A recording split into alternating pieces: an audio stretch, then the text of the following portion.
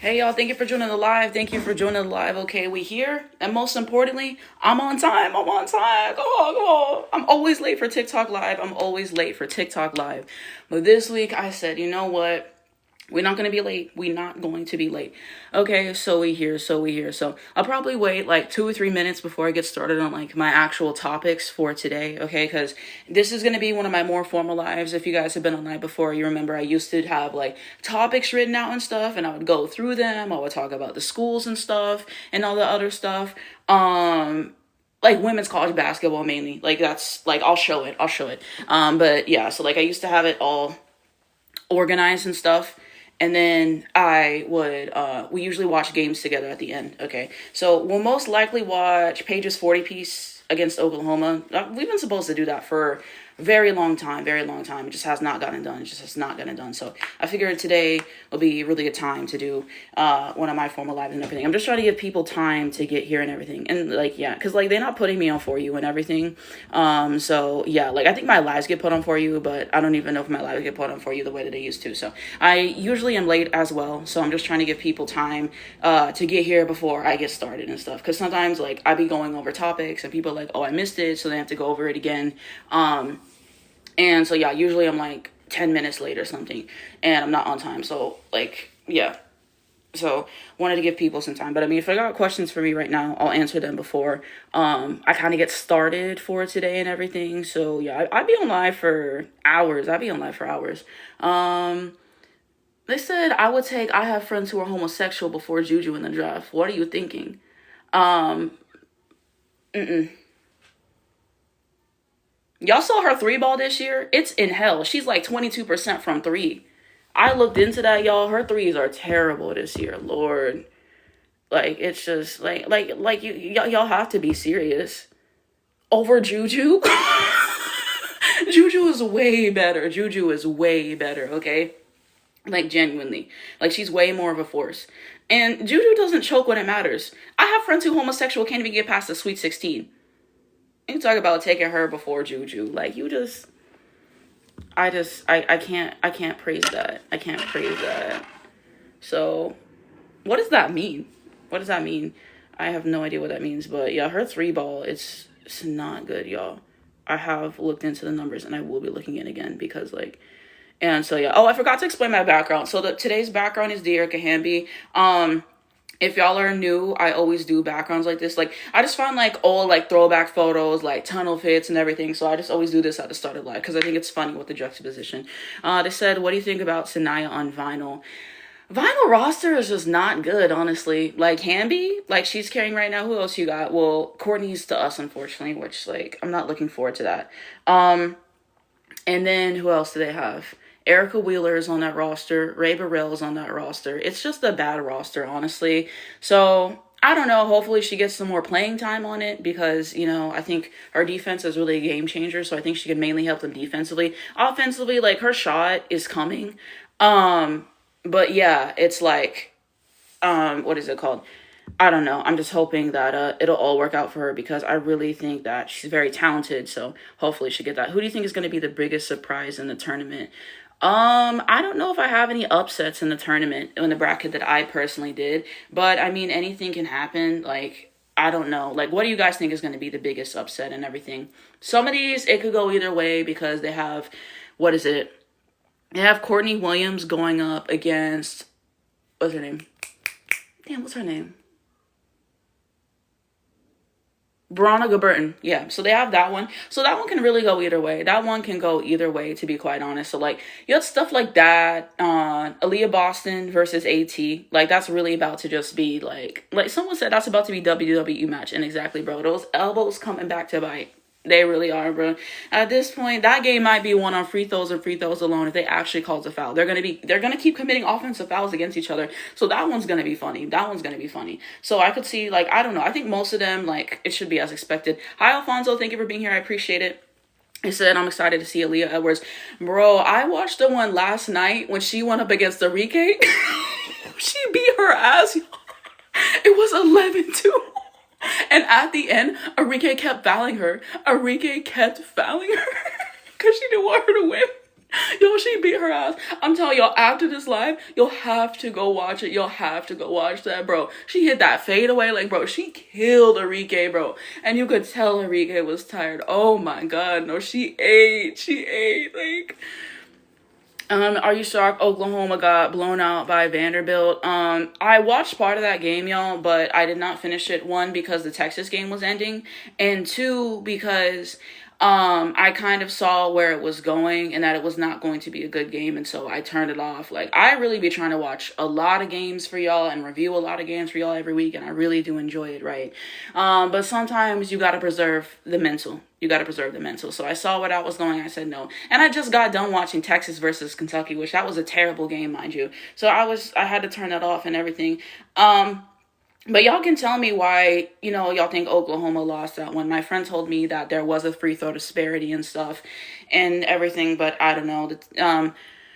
Her against Stu will be funny. Talk about Leah Edwards. I'll be down to see that. How far do you think the UConn team is going to make it? I think UConn is going to repeat as national champions. That's my opinion, okay? I just don't see any team that's going to beat us. I don't see any team that's going to beat us. I'm sorry. Like, I watch these teams. I watch LSU. I watch South Carolina. I watch Texas. To my detriment, I watch Texas because that game, good God. Well, like, I literally try to, like, keep all, in the teams and stuff, and I try to get a feel. They say, amen, I love you for that, thank you. But yeah, I try to get a feel for all these teams. So, like, whenever we play them, like, I'm not surprised. Like, the Iowa game, the Tennessee game, Notre Dame, USC, I wasn't surprised by any of those outcomes because I watched those teams and I told you guys they weren't good, okay, multiple times. Because sometimes a team just plays terrible, but that doesn't necessarily mean that they're a bad team. They had one bad game. But I see them having bad games multiple times. And so, that's kind of how I felt about that situation and everything. This is a great question. They said, who do you think will win LSU versus South Carolina? Okay, I love this question, so thank you.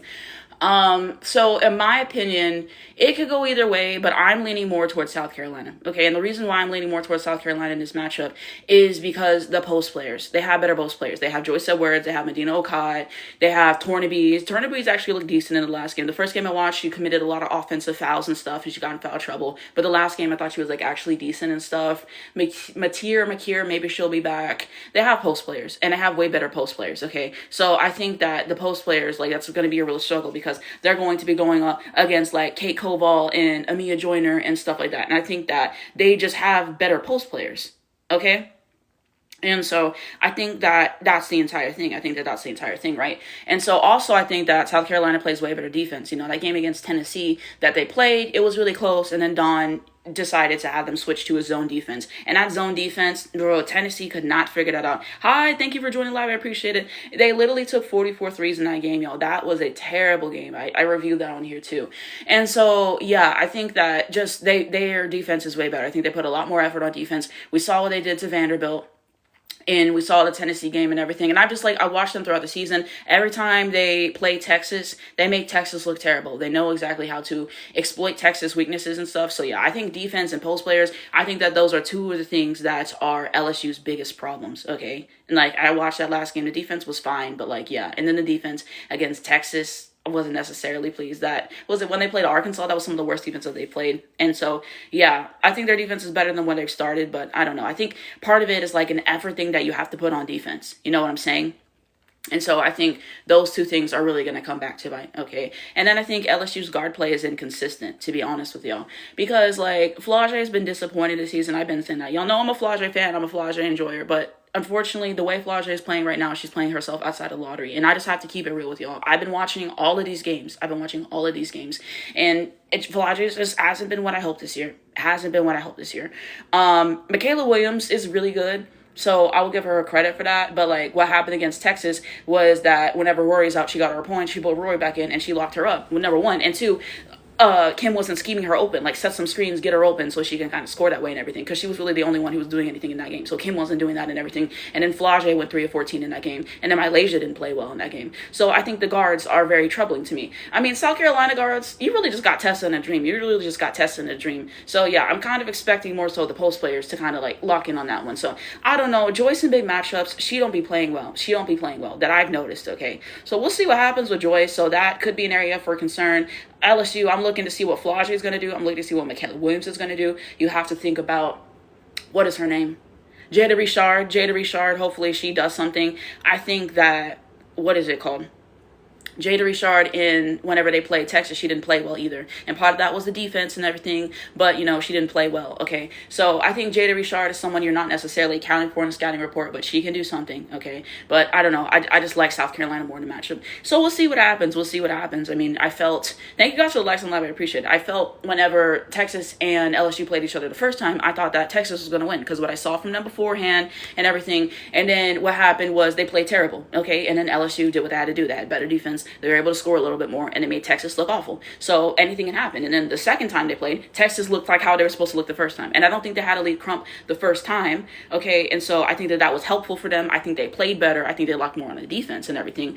But anything can happen. But I personally like South Carolina more in the matchup. But thank you for the question. I appreciate that. Let me read the comments. It said, I hope LSU. They said, how do you think about Tennessee this season? Tennessee is terrible. And I've been telling y'all that all season. Like, it's just, they take too many threes. When you take 44 threes against South Carolina, and I know that they were playing the zone, but, like, let's get it into the post more. Let's be better at the post-entry passes. And South Carolina was turning them over, so it was, like, a whole entire thing with that as well. So it, like, wasn't good with that, objectively, right?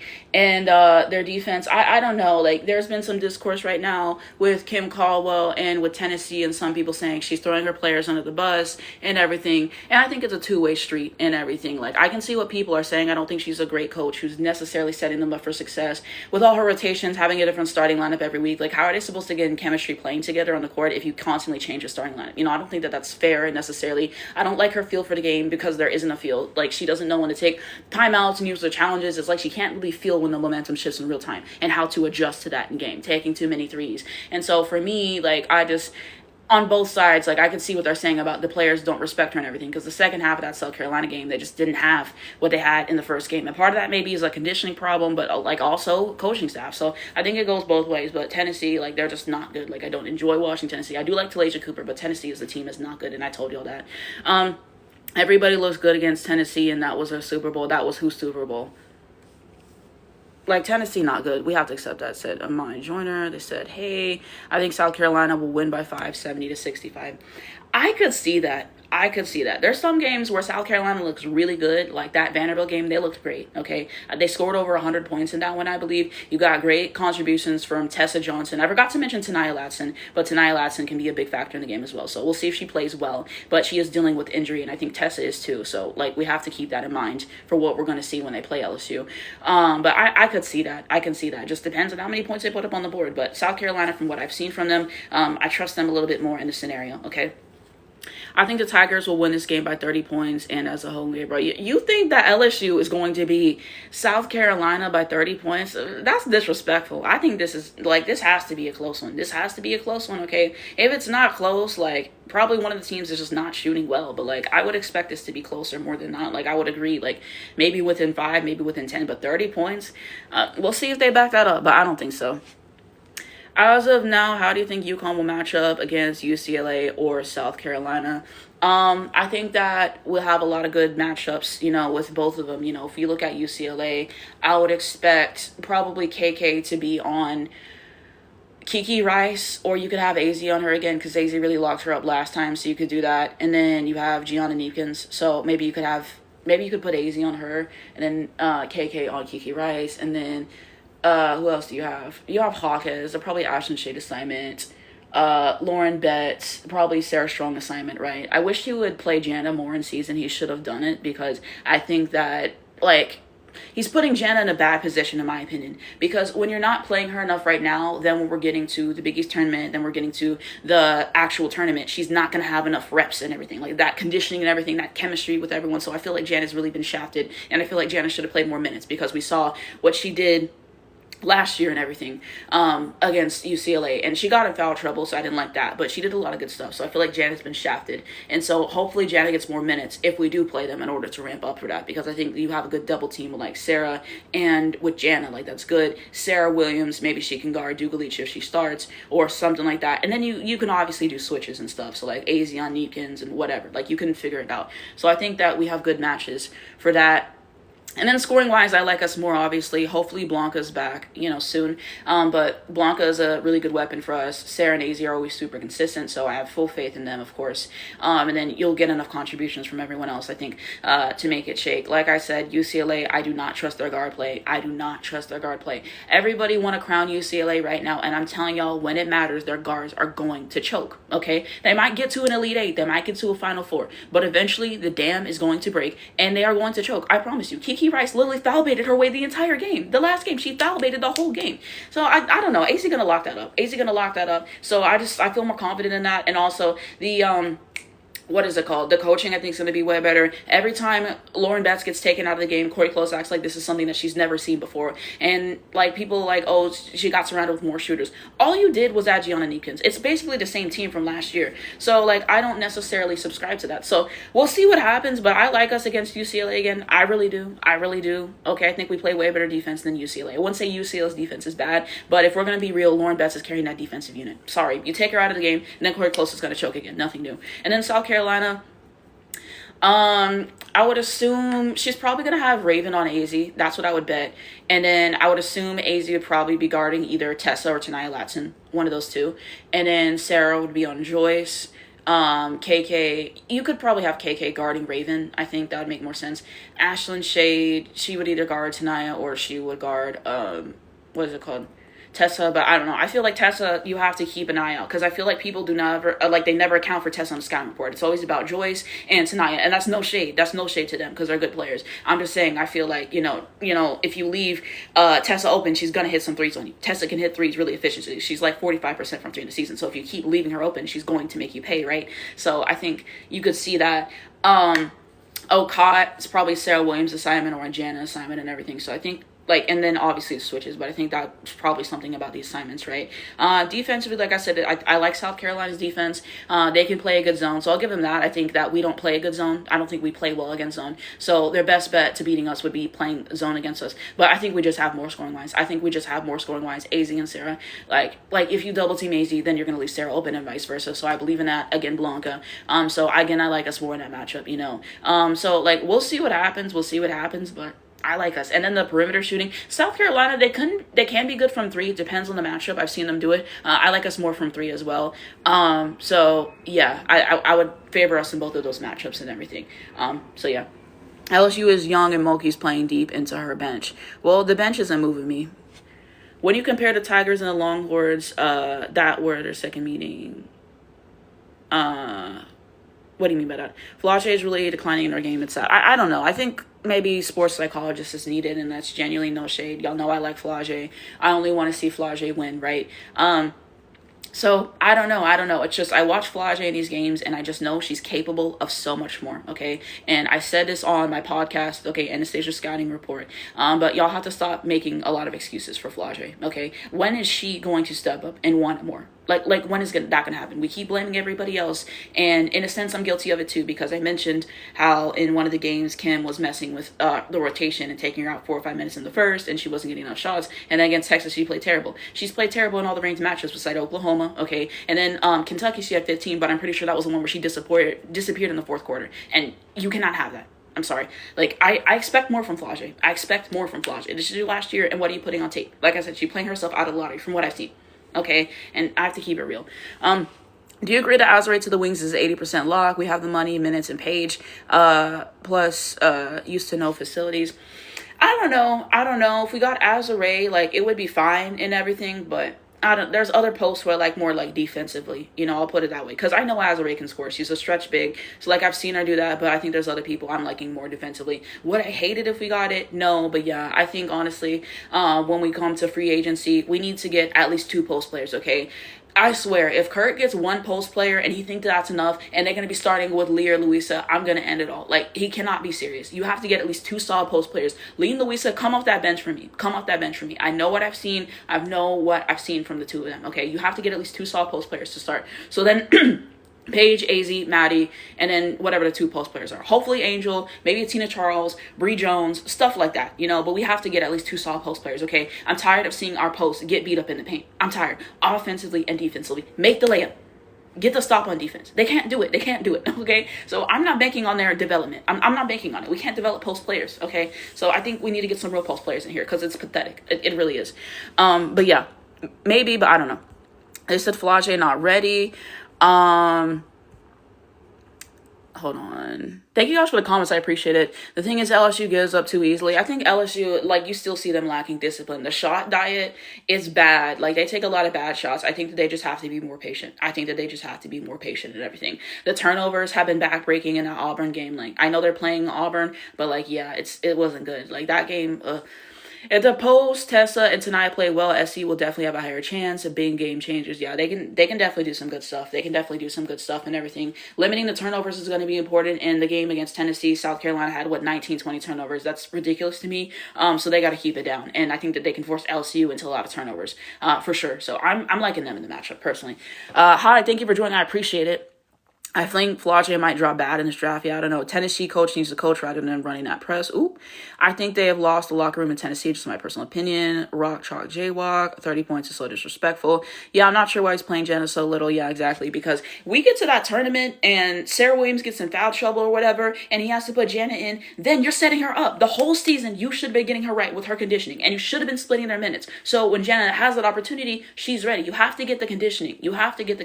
Okay? It's one thing to practice, but to play in game is a whole different thing and everything. So yeah, like if something happens, then she's not going to be prepared. And I think she's shown some good stuff when she did play. Even that one game she started, he only played her 18 minutes though. So how is she going to learn? You're not getting her meaningful reps and everything with that. So I don't like that. I don't know. His lineups have been questionable. UCLA pace is slow. So yeah, my friend told me that and I would agree with it as well. They said, but you're right. We need to guard the three better. Yeah, exactly. Are they playing right now? No. Who do you think is going number one? I asked this a few weeks ago, but things have changed since then. Nothing has changed in my opinion. I'm still taking AZ number one. Every single time it's been a big game, AZ has shown up, okay? And just her versatility, you see her playing basically small forward this year, okay? And guarding the other team's best player, knocking down threes, being efficient from the field. AZ just really has it all. It's one of the most complete guard prospects we'll ever see. I truly believe that in my heart. They went to see a lot of AZ games this year, and I'm sure that they're watching some on the side, okay? So I fully believe that AZ will be number one, okay? Some people say, what about Lauren? Lauren will be going to Minnesota, okay? They need her in the post bad. I know they're tired of getting bullied by Asia Wilson and Angel Reese and players like that in the paint, okay? What are your lottery picks?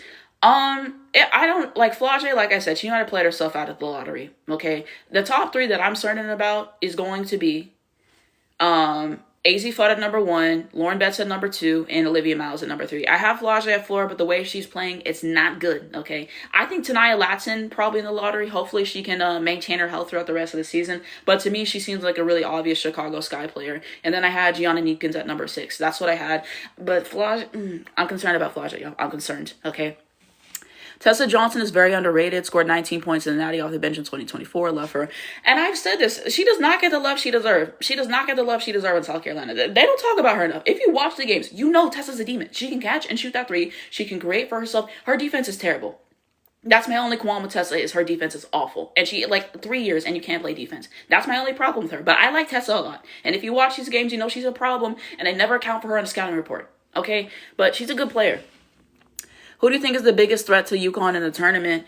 I mean, I don't know. Like, all these teams have certain faults. I already gave you my concerns about UCLA. The problem with Texas right now is that when we get to the big games, Madison Booker is a choke artist. It is what it is. I've seen it multiple times, and she choked yet again yesterday against Kentucky when you had, 9 points or something? She was 1 of 6 from the field. She kept getting to the line, so, made her stats look better than it is. But every time a big game comes, she always chokes. And part of me thought that she was getting away from that narrative because of the one against, LSU. It wasn't her most efficient. I think she was 11 for 23, but it was one of her better games, okay, in a big game scenario, and she still had 20 something points, okay? So that was that one and everything. But I think about the back half of UCLA and how she scored nothing in the back half, and Roy had to carry in that game, and some other performances that she had. She just doesn't play well in the big games, notoriously.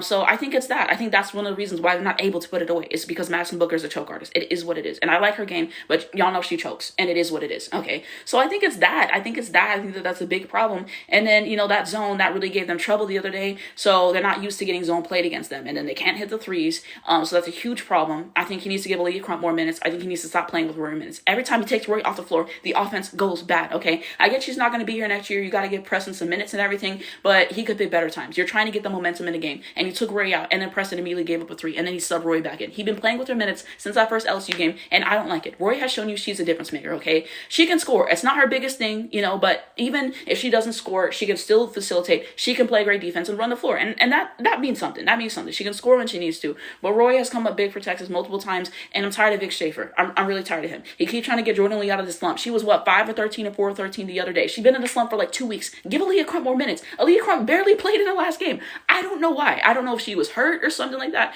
So if she was, that's one thing. But if she was not hurt, and he only played her like 4 minutes, and she only had 1 shot, that's unacceptable. I thought we were trying to get the momentum. So that's my problem with Texas right now. So South Carolina, they have injuries right now, okay? So we know what they're dealing with that. Tessa and Tanaya are dealing with injuries right now. I think Makir is out, and then Chloe Kitts and Ashton Watkins have been out all year. So I think the injuries, that's what's hurting South Carolina right now. LSU, y'all know how I feel about LSU. So, I don't really know. Like, some teams can definitely give us closer games than others, but, I'm not threatened by any teams. I don't know. I think we can beat any team. I'll put it that way.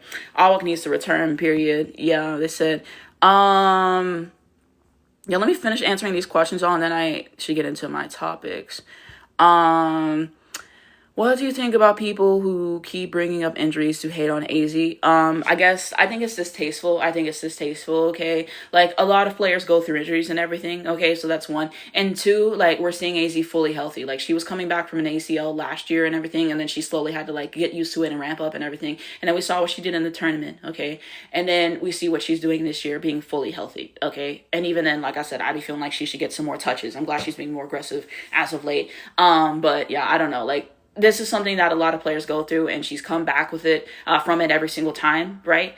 And so I think that's something to keep in mind and everything. And people use injuries to discredit AC. But like somebody said, AC's had all these injuries, and she's still better than a lot of these players. Okay, so what's the excuse now? So that's how I see it. I think it's distasteful, basically. I'm taking AZ. I'm sorry. You don't pass up on it. LSU plays iso ball, exactly, bro. I don't know what sets LSU is allegedly running, because I'm not seeing it in the games. At all. I don't know where the sets are. They go away from Michaela Williams way too often. I can see that. Who's in the picture? This is Dearica Hamby. Do you think AZ will get first team All-American? I want AZ to get first team All-American. If I'm being honest, I don't think that she's going to get it. It's probably going to go to Stara, which is deserved, obviously. I have friends who are homosexual. Michaela Blakes, maybe Audie Crooks, Madison Booker, something like that. I would love for her to get first team All-American. I think she deserves it, of course. But I don't know. I don't think she's going to get it, unfortunately, if I'm keeping it real. But she deserves it, That pick of the Erica is taking me out so bad. Yeah, I have to stay for weeks. I'm just not using it. Amen. Just need to hear you say it. # #1 draft pick all day fun. Exactly. How do you think Vanny will do in the tournament just off of the recent games? Second round exit or Sweet 16 at best. They're not making it deep into the tournament. I saw Galvin had 30 points, which is fantastic and everything. And Michaela Blakes is doing some good stuff for them, but you need more. I just don't think they're gonna make it far. I think they need 2 or 3 pieces to make a substantial run in the tournament, because when it's so heliocentric and one player is guiding you, they can only get so far. It's Herculean performances, and eventually that's going to come to an end. So second round exit or Sweet 16 at best for Vanderbilt right now. Okay. And that home court ugly as hell. AZ to the wings. Said Alwa fam at 5. No. Alwa fam is not a lottery pick to me. I told y'all that, and I stay strong in this opinion. I have so much conviction about this. I do not care. I watched the Alwa fam tape, and I'm not impressed. I'm sorry. She does not move me. The consistent issues with getting rebounds. As a post player, you have to get the rebound. I'm not seeing her get the rebounds. I'm seeing her get beat on defense. I'm seeing her miss shots. I'm seeing her traveling. Fundamental issues that she has and everything. I'm not seeing the work ethic in her. I'm not seeing it. I've watched multiple of her games, and she's not good. She has a masterclass every 2 weeks, and then people are propping her up and everything, okay? And I no. She's not good. I don't care. And I stay very strong in those convictions. I'm sorry. Alwa fam does not move me. I do not know what y'all are seeing in the tape. Okay. I genuinely do not know what y'all are seeing in the tape. She's not consistent, and consistency matters. That's why I have a problem with Flage right now. She's not consistent. Okay. No. I don't know what y'all seeing. What do you think the Storm will do regarding Skylar and Nika? I think Skylar will not be on the Seattle Storm next season, okay? I think that they're rebuilding. I think they're going with their younger core. Skylar's a great player, respectfully. You know, she's on the back end of her career, so she's probably just going to try to go and find somewhere where she can compete for a championship, okay? So that's how I see it. I think that they're going in a new era. I think they're going to draft Olivia Miles. Nika, they might keep her, they might not. But yeah. What about Raven Johnson? Are we talking about her at the draft? Let me know. Would you be cool with Azure and Awak in the post for the wings? We need more than that. We need more than that. I'm sorry. We need more. Yeah. Like, I'll walk off the bench. Sure. But we're going to get Azure. Like I said, Azure's decent. I don't know. Like, but we need more, in my opinion, in the post. UConn wouldn't be undefeated if they played in the SEC respectfully. Bro, hold on. Another hypothetical win for the SEC. Here come SECFC. Here come SECFC. Even Jesus rested, okay? I have a video where I'm saying this too, but y'all act like every single team in the SEC is a dogfight, mind you. Auburn ass, Tennessee ass, Texas A&M ass. Who else is in the SEC that's not good? Y'all have multiple teams in the SEC that aren't good. Y'all act like every single team is hard. There's only 3 or 4 teams in the SEC that are worth a damn. You have Texas, South Carolina, LSU. Those are the 3 best. Those are the 3 best. Vanderbilt, like I said, well, second round or Sweet 16 in a tournament because they're riding off Michaela Blakes, and that Herculean effort's going to come to an end. It is what it is. It is what it is. We're relying so heavily on one player. You look like every school's like Florida's not good in the SEC. Here, another hypothetical win for the SEC. Here y'all go. Here y'all go. Like, it gets to a rate. Like, even Jesus rested, bro. Another hypothetical win for the SEC, bro. This graphic is so funny. UConn, Texas, and UCLA all struggle with the zone. Okay. Said Rory isn't going to get drafted. I mean, I think she can get drafted. Maybe like the end of the first round, maybe the beginning of the second round. I think she has talent. I think she needs to score the basketball more at a more efficient clip. I think that that's the thing with Rory, if I'm going to be honest, because I do like her game. I think we need to get the scoring up. That's really my only qualm with her. And she is really short. But I don't know. We'll see. I'm not saying she's a lottery pick or high in the first round or anything like that. But like the end of the first round, maybe the beginning of the second, I think she could. What do you think of the one-on-one? Paige will be winning it all. Paige will be winning it all. That's what I think. I think some of these matchups are setups when you have, what is it called? Paige versus Kate. That was such a nasty setup. They put Stewie against Lee. That was a setup. Yeah, they had multiple setups in that. So yeah, I did make a video about who I think is going to win each matchup, but I'd be forgetting the matchups. It said just scrolling and you want live, period. Who are you speaking of? Can you let me know about that? What do you think about the Aces need in free agency or the draft? I think that, what is it called? They need to get, they need to start thinking about their next point guard. Chelsea Gray probably has a couple more years in the league, right? So you have to start thinking about, your next point. And I told my friend this, and she was like, oh, that's Jackie. I'm like, okay, well, then who's going to play the shooting guard? So, like, one of those two is going to have to be replaced, right? So I think that that's something that they have to think about. I think that their bench was ass, to be frank, because you had, KB, Dana Evans, which has actually been decent off the bench. So I'll give her credit for that one.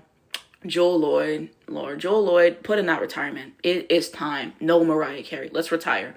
So yeah, I think those two things. I think that that's something that I have to think about. Liz, I don't know. Liz, she's just not consistent enough for me. She's not consistent enough for me. But they gave up a first round pick, so I'm not really expecting them to move on from her. But yeah, I think that those are the things I need to do. It said LMAO. It said perfect background. Yeah, this is so funny. I'm sorry. Is Reese on contract? Yeah, she is. I said Mizzou. Exactly, Mizzou. Like, there's plenty of teams in the SEC that aren't good. Y'all act like every night is a dogfight, okay? They were hating on Sarah for load management. There's definitely some players that you could rest against certain teams in the SEC. I'm sorry, you could rest 2 or 3 players against Auburn. Auburn is not good. I just watched them play, and I just watched LSU blow them out, and Texas blow them out. Like, y'all acting like every team in the SEC is good. And SEC is definitely probably the hardest conference. I'll give the SEC its flowers for that. I'm not acting like the SEC is a cakewalk because it's not true. But I'm just saying y'all act like every single team is hard. And that can go for the Big 10 and the Big 12, okay? There are 3 or 4 good schools in that conference, and then you'll have easy matchups, okay? And then it is what it is. Y'all be stat padding against that, and like whatever. Like, y'all act like, even like Kim, she was scheduling easier schools before they got to tournament play, and DNI church schools. So like, I don't even, like, it just gets to a point. Like, here y'all go, Tennessee Faye Good, exactly. Said, hi, how are you doing today? Hi, Arlene, thank you for being here. Lee, too, thank you for being here. Have you played ball? Not at school. I should have, though. I can't wait for AB versus AT. Okay. Yeah, like I said, it's going to be a bunch of offensive fouls. You think Raven going over Tanaya? Fuck no. Sorry for my language. I be trying not to cuss talking about college ball. Tanaya's the better player. Okay? Tanaya has a consistent shot. It is what it is. Raven, she has got her scoring up more this year, so I will give her credit for that. Okay, we'll give Raven her credit for that. But we having a big matchup. Who's going to be on the scouting report to stop? It's going to be Tanaya over Raven. I promise you that. I'll give Raven a defensive edge. I like Tanaya's off-ball defense, and I like her assist game and everything. Raven has things that she can do well. I think part of it with Raven, for me, I feel people give her more credit than she deserves. She has things that she can do well, but people talk about her like she's one of the best players in South Carolina. And a lot of the stuff, the respect y'all be giving Raven, y'all should be giving to Tessa. But nobody ever talks about Tessa. For some reason. She consistently flies under the radar. And that's what irritates me, is y'all put Raven in conversations she don't deserve to be in. I saw a post talking about, oh, why can't Raven be a lottery pick? A lottery pick? How are you not even top 3 in your team and a lottery pick? No, that's not happening. I think I forgot to answer, but I'm doing good. So thank you for being here, Arlene. Thank you, Lee, too, for being here. No facts, love the SEC, but not every team is good. Michaela Blakes is MPOY. I don't give a fuck what y'all say. I'm like, if she gets MPOY, like, it is what it is. Like, if she gets SEC Player of the Year, it is what it is. I would take Sarah. Okay? Blake's style of play won't translate on a team with shooters. Sorry. Ooh. So there was that. Let me show y'all my topics I did want to talk about today. I mean, we talked about some of them, but I wanted to talk about UConn versus Tennessee, Texas versus LSU, South Carolina, UCLA unrivaled, and we'll probably watch Paige's 40 piece again. Okay, so these are some of the things that I wanted to go over for today's live. I forgot to show that earlier and everything. But yeah, y'all have been really good today on live. I appreciate y'all. Y'all asked me a lot of good questions and everything. So just really appreciate y'all for being here. Okay. So let's talk about UConn first. UConn versus Tennessee, okay? Ultimately, UConn won this game in pretty dominant fashion, okay? I'm trying to find a score because I'd be forgetting what the score is, and I want to give you guys most accurate information. Okay, so UConn won 96-66. Okay, and so overall takeaways on this game and UConn right now, I think in the beginning, I think it was like the first quarter and a half or whatever, like we played decent and everything. We had a good lead. We had a 13-3 lead at one point and everything. And then we started turning it over too much and taking some bad shots, and so it was really frustrating with that. And the defense, we gave up too many threes. I think we gave up 10 threes in this game, which is just unacceptable. I think our perimeter defense needs a lot of work, to be honest. And so there was a point where Tennessee was leading. And to me, like, that was like very shameful for UConn. UConn's way better than that. You should never be in a dogfight with Tennessee. Like, I don't care. UConn's too good for that. So I was pissed, obviously. And I did go live for the game. My live is on YouTube, so if you want to see my real-time reaction to everything that happened in the game, y'all can check that out. And so, yeah, second half, UConn locked in. I rewatched the game multiple times, and that third quarter was worse than I remembered, okay? I think whenever he took KK out of the game, and then Ashlyn as well, he started putting AZ on the ball and letting her play the point guard position. I think that's when things took off for us. You saw us creating a lot of good looks for each other, okay? You saw AZ's assist to Sarah. You saw her assist to Ali Isabel. So I thought everyone was getting more involved in the party, right? And then we locked in on defense and did exactly what had to be done. And then Tennessee's looks that they did get, they kind of went cold with that. And so we won, and we should have won by more, but we played too much. We should have won by 40 or 50, to be honest with y'all. So I hate that we even got to that point. So yeah, takeaways on UConn at this point. AZ, that's a go. They said AZ mugging exactly. They said, I'm from South Carolina. I respect your opinion a lot. Thank you so much. I really do appreciate that. But AZ had 27 points in this game. Huge difference maker. Like I said, I liked her facilitating, and just like a lot of great buckets. Her defense was really good in general. So just really loved what I saw from AZ in this game. I thought she was phenomenal. She always shows up in big matchups. Sarah Strong had a great game. I believe she had 26. So her ability to finish in the post, right? Okay, the three that she hit too. Defense, I really like Sarah Strong in this game. Ashlyn Shade irritated me. I think she had 10 points, but if you watch this game, you saw multiple mistakes. That turnover out of bounds, that one where she gave it right to the other team, getting beat on defense multiple times. No, Ashlyn Shade, don't move me, okay? And then we had KK was a non-factor in this game. KK was a non-factor in this game. I'm sorry. Like I said, we played better when she was out. Okay? Her core vision leaves a lot to be desired still. And I told y'all, KK is not a point guard, okay? If KK was taller, I think she would love to be like a small forward, honestly. Because like she really loves to play defense. But yeah, I think KK was a non-factor in this game, so I wasn't moved by KK's performance. Sarah Williams, I think that it was a good game for her the most part. I think she gave up too many threes. She gave up like 3 or 4 threes, so we cannot do that, okay? But offensively, she put like 12 points up on the board. We didn't have Blanca for this game. K9 I thought was good in this game. I liked what I was seeing from her. Jana, I don't think Jana got to play a whole lot in the game. So yeah, like we got it together eventually. I just think that, it took too long. They said K9 is a better point guard than KK. I've been saying it all year. Okay? And then here go KKFC. Oh, what did y'all say about KK? I'll say it again. I still have the same opinion now that I had at the very beginning of the season. And I have not been proven wrong. In everything. I really think that he was trying so hard to get KK into this role of point guard and everything. He played with K9 food. He played with K9 minutes if we're going to keep it a buck. Because in preseason and at the start of the season, K9 and KK were basically splitting minutes. K9 got like 20 minutes a game, and she looked really good, okay?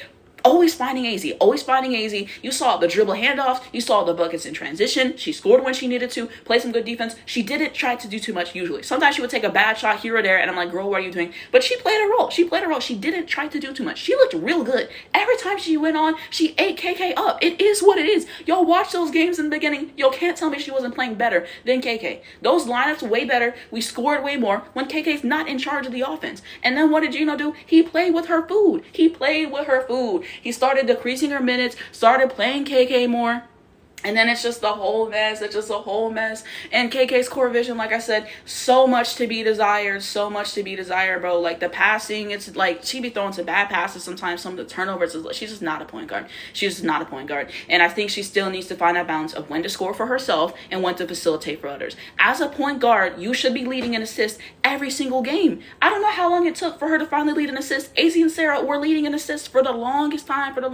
So she's just not like, K9 is way more natural point guard. Like the kind of things that she can see, the passes she can make. KK can't make sophisticated post entry passes. I've seen her turn it over. It is what it is, no shade. So I don't know. For me, I think K9's just the better point guard. Like I said, KK has things that she can do well, for sure. I will say that I think KK is better on defense than K9. So I will give her that, and she has grown from where she started and in the beginning of the season, absolutely. Because like I said, in the preseason looked kind of like, I don't know, she was trying so hard to not mess everything up. I think as the season gone on, she has got more comfortable in everything, but I think K9 is just more of a natural at the point guard position. I would like to see him playing KK off of the basketball more, playing KK off of the bench more. You know what I'm saying?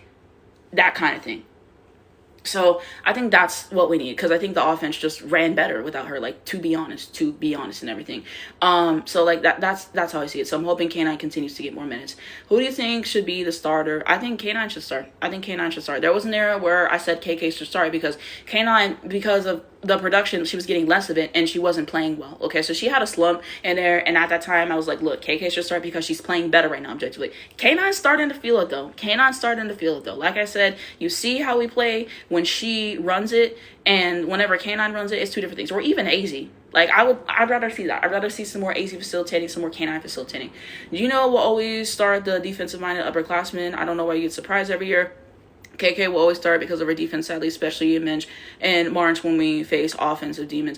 I don't know. I think if you just like played KK off the basketball, I think that it's better for her because it gives her, like, she can just really focus on her defense. That's her thing. That's her calling card. So then she can really focus on her defensive assignments and stuff, and all that stuff. Like, I don't know. I would love K9 to start over Shade. I think Blanca should start over Shade. K9 plays better in big games. I think she's just more, like, she's been more impactful, like, honestly. And like I said, it doesn't always have to be with scoring. Like, scoring can be nice, right? But just, like, her facilitation and stuff. And it doesn't always look, like, wow on the stat sheet. But sometimes it's just, like, not messing something up. You know what I'm saying? So I prefer K9 right now, like, to be honest. I said, and it depends on the team. Kerr's a point guard, but the way he plays doesn't show in assist. So yeah. I keep saying K9 is the point guard that should start. This was one of my favorite AZ's fame. That sounded like Chef's Kiss. AZ's defense, exactly. They said, it's just not consistent scoring. Like I said, I wanted to see her take more threes this year because I think she was 10 of 47 from 3 last year. Like, like, you have to get the consistent jumper. Objectively, like, how you a junior, you don't have a jumper. That was my problem. That was my problem. It's all this driving and contested layups, and they're gonna block you at the rim. They're gonna block you at the rim. You have to have other go-tos. You have to have a bag. She doesn't have a bag, and that's the thing. Like, she took a couple mid-ranges this year, and I like the mid-ranges that she took 100%. So I would like to see her, take more of those, right?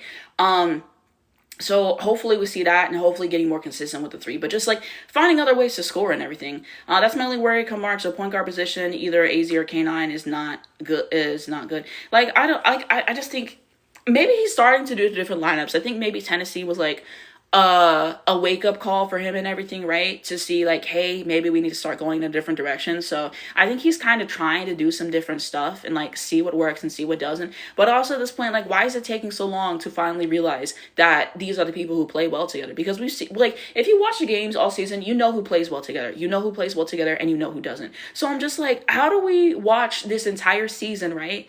And we see who plays well together and who doesn't, and he keeps doing the same starting lineup. He's forcing that starting lineup, and it's not working. Okay. Do you think AZ is better on ball than K9? I mean, I think they're both solid. AZ, I believe she used to be a point guard, so I think that's where like the court vision and stuff like comes from and all that stuff. And I think her pace and how she plays the game has improved throughout the years and stuff. So I think they're both great. So yeah, like I would like either of them like facilitating and stuff. I think AZ is just so versatile. Like, she can facilitate, she can play the 2, she can play the 3, she can then guard the 4 in certain matchups, right? So I think she offers a lot of versatility. He's just trying to find a starting 5 for March Madness. Well, he should have found it earlier, no shade. The only time Gino changes starting lineups is when somebody got hurt. Like, if you actually like watch the games, that's the only time he's changed it. He's never changed it to see like what would be a better fitting game. Like, you see, it irritates me. AZ literally had to run point in the Tennessee game, exactly. They said, give me your starting lineup. So for me, I'm taking K9, AZ, Blanca, Sarah Strong, and either Jana or Sarah Williams. I could see the argument for either. At the very least, Jana and Sarah Williams could be splitting minutes. So either one of those at the 5, but those first 4 they locked in. That's how I feel. I need them to get better at rebounding as a whole team. Yeah. I'm tired of the rebounding. Like, we got out rebounded by St. John's and we still won the game, but that rebounding effort was atrocious. So I'm not pleased by that. So I've been saying we need to get more rebounds. We need to pass better into the post. We need to play better against zone. Every time a team plays zone against us, we don't know what we're doing, and it's just shameful. Even that Notre Dame game, that zone kind of tripped us up for a little bit. I believe the second quarter. So we have to play better against the zone. And I would like us to play better zone. So that's kind of how I feel. And then they said, oh, sorry, man, better KK. Yeah, I would say I like her playing the point more than KK. That's my opinion, though. Like, we saw what happened with Tennessee. And I feel like we haven't really talked about AZ facilitating because we don't really see it that often. She gets her assist every game. I don't know how many assists she averages, probably like 2 or 3, right? So we've seen her make some nice passes and know what she can do. But I feel like the Tennessee game was the first time we got to see AZ facilitate for a long period of time. And I thought you saw a lot of good stuff with that. So, yeah. He puts seniority over performance sometimes, not going to lie, I can see that. Starting 5 should be AZ, K9, Blanca, Sarah Strong, and Jana. Yeah, I can see that. I need Blanca to come back and with the starting lineups. What are your thoughts on Sarah Williams? I think she's improved. In the preseason, she did play well. So she did play well in the preseason. At the beginning of the season, she really struggled, though. I thought that there was multiple times where she was in the post and she should have just kicked it out because she was taking, like, a lot of really hard shots. And as opposed to, like, you have to be able to finish the contact rate, but multiple times she should have kicked it out, and then the turnovers, too. I think as the season gone on, she's been playing better. I think she knows when to kick it out more. Still, sometimes when she makes some boneheaded decisions, but normally I think she's been kicking it out more, which is good. So I think that that's been positive. For the most part, I like her defense. She does get beat on defense sometimes. Would like to see some more rebounds and stuff. I don't know. Like, just I think Jana offers you a different kind of physicality in the post that you can't necessarily get with Sarah Williams and stuff. If you, like, actually watch how both of them play and everything. And she does put a lot on her defense, and I do appreciate that and everything. But I'm just saying, like, if you like, it's just a different level of physicality. And I think certain matchups they favor Jana more than it would a Sarah Williams. So, yeah, I was wondering if UConn as a whole just overpasses sometimes, leading to turnovers. I still think that we have yet to master making the extra pass every single time, because that's what the great thing about UConn was about, like, mastering the extra pass and, like, knowing, like, oh, this is a good look, but I'm going to kick it out here for a great look. And you just watch and, like, that was the best look that could have happened on every possession. So I think that, that's something that still has to be mastered, because I feel like either we overpass it and we run the shot clock down too much and then we just have to heave, or we're taking bad shots, so I think that's something that I would like to see UConn work on as well. It's just little things that I feel like UConn has to improve. But one of the biggest things to me is his rotations. Like, I think if he changed his rotations, I think a lot of the stuff might work itself out more. So yeah. So it says Jana knows when to kick it back out. Sarah Williams, I thought was going to be better. I will go with Jana over her. Yeah, I can understand that. What do you got? What's your ranking with Sarah for the WNBA draft? I'm still going to delay this question, like the answering of this question. I want to see what she does in March Madness, because I think she's improved from where she started, but let's see how you do in March Madness. I mean, I don't know. Do you see them getting upset come March? I mean, I don't think so. And everything. I feel confident in us winning. So yeah, like, who's your top 5 for the draft? So for me, I had AZ at number 1 to Dallas, Lauren Betts at number 2 to Minnesota. At number 3, I had Olivia Miles to Seattle. Number 4 was Flajley, but I feel like she's kind of been taking her stock as of late, so to be determined. Number 5, I had Latson to Chicago. She seems like a really obvious Chicago Sky player. At number 6, I had Gianna Neepkins to either Portland or Toronto. They still have to flip the coin and make that decision, but, that's my opinion. No, Awa Pham, not a lottery pick. In my opinion. And I feel very strongly about that. How you feel about Kiki Rice?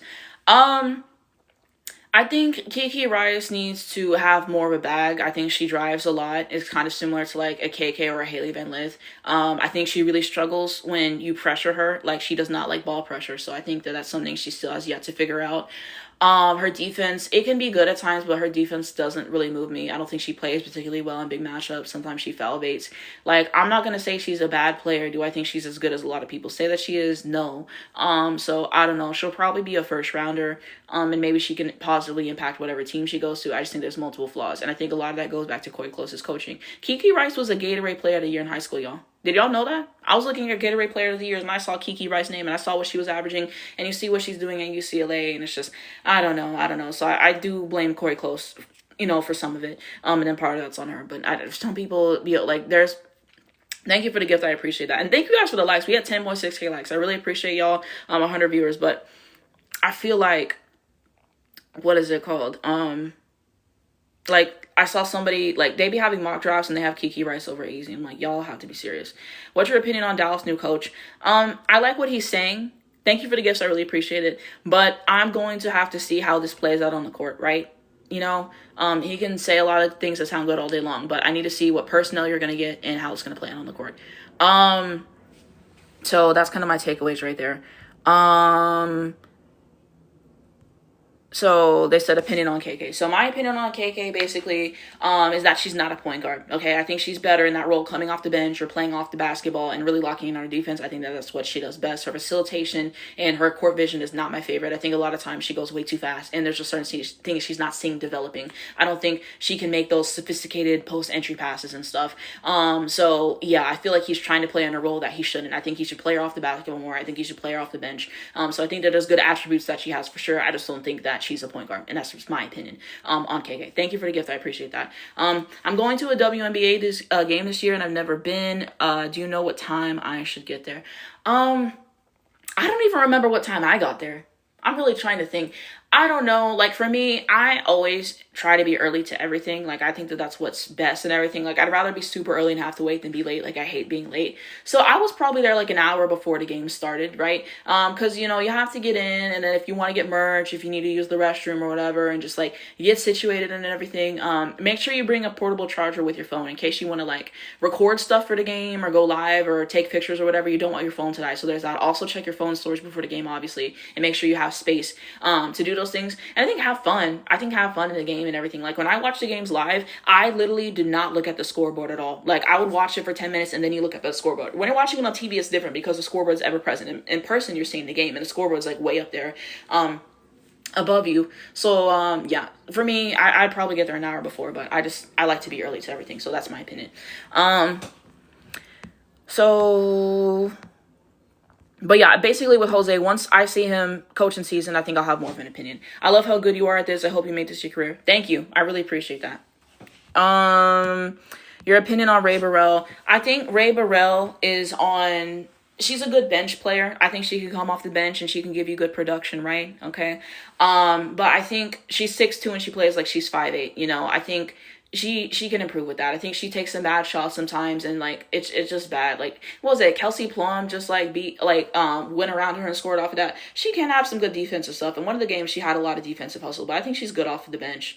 So that's what I will say about Ray Burrell at this point in time. Do you think Shay from IU will make it on a WNBA team? Thank you. Okay, period. Wings up. Oh, sorry, they're making me do a pose, y'all. Hold on. I have not watched that team, so I cannot give you an opinion on her. If you want, you can DM me certain games you want me to watch, and maybe I can do like my own little like scouting report or draft analysis for her, and get back to that in time. But I've never seen her play, so I can't speak on that. Do you think there will be a W season? I do, but they definitely have been playing with the players right now, with revenue share and all this stuff. Is the CBA complete? It's not. Trying to go back to March Madness in Fort Worth. How do I get the right session? I don't know. I've never been to March Madness. I would love to go this year, but I'm probably not going to be able to go. If you could change UConn's starting 5 lineup, what would it be? So probably K9, and then I would probably do, like I said, AZ, and then Blanca, Sarah Strong, and then either Sarah Williams or Janet. Like, for the 5, I could see you going either way. So yeah, I forgot to read this one comment about the UConn starting lineup. Sometimes I'll be forgetting. But they said K9, KK in defense, AZ, Blanca, and Sarah. No shade. I don't know. I think Sarah's a power forward. I don't think she's a 5. So I think you need somebody to play the 5. But that's what I was going to say with that. And then they said, I agree. Love listening to your content. Yes, girls, please make this your job. Thank you. Opinion on the arrival trades. Oh, this is a good question. This is a good question right here. Do I have a background for that? Let me see if I saved the background for that, because I don't think that I did. Okay, so my opinion, I think that Courtney Williams to Breeze, I'm not looking forward to it, okay? She said she's excited to play with Paige and play Paige off the basketball and stuff. And I told my friends this, but I don't think playing Paige off the basketball works in the way that some people think that it does. Because in order to not have Paige get double teamed in the games, you have to get her more scoring threats. It is what it is. Because we saw Dallas, they played her off the basketball for a lot of the season, and they still pressured her, they still double teamed her, because they know that she's the go-to. So they're just going to do that every single time. So I think you actually get Paige more threats, then it's more of a thing of playing off the basketball. Like I said, I don't mind seeing Paige play off the basketball. But also, it's like they're not setting up opportunities. Like, they're not setting screens and stuff for Paige. Like, people were on Paige for the last game and tried to say she wasn't being aggressive enough when she had 23 shots. How was having 23 shots in a game not being aggressive? Okay, they'd set no screens for her in the fourth quarter. They had no screens. I don't know where, it felt like Dallas. It felt like Dallas. So it's like, what do you want her to do with that, So I think it's that. And I think Courtney Williams, again, she's not a point guard.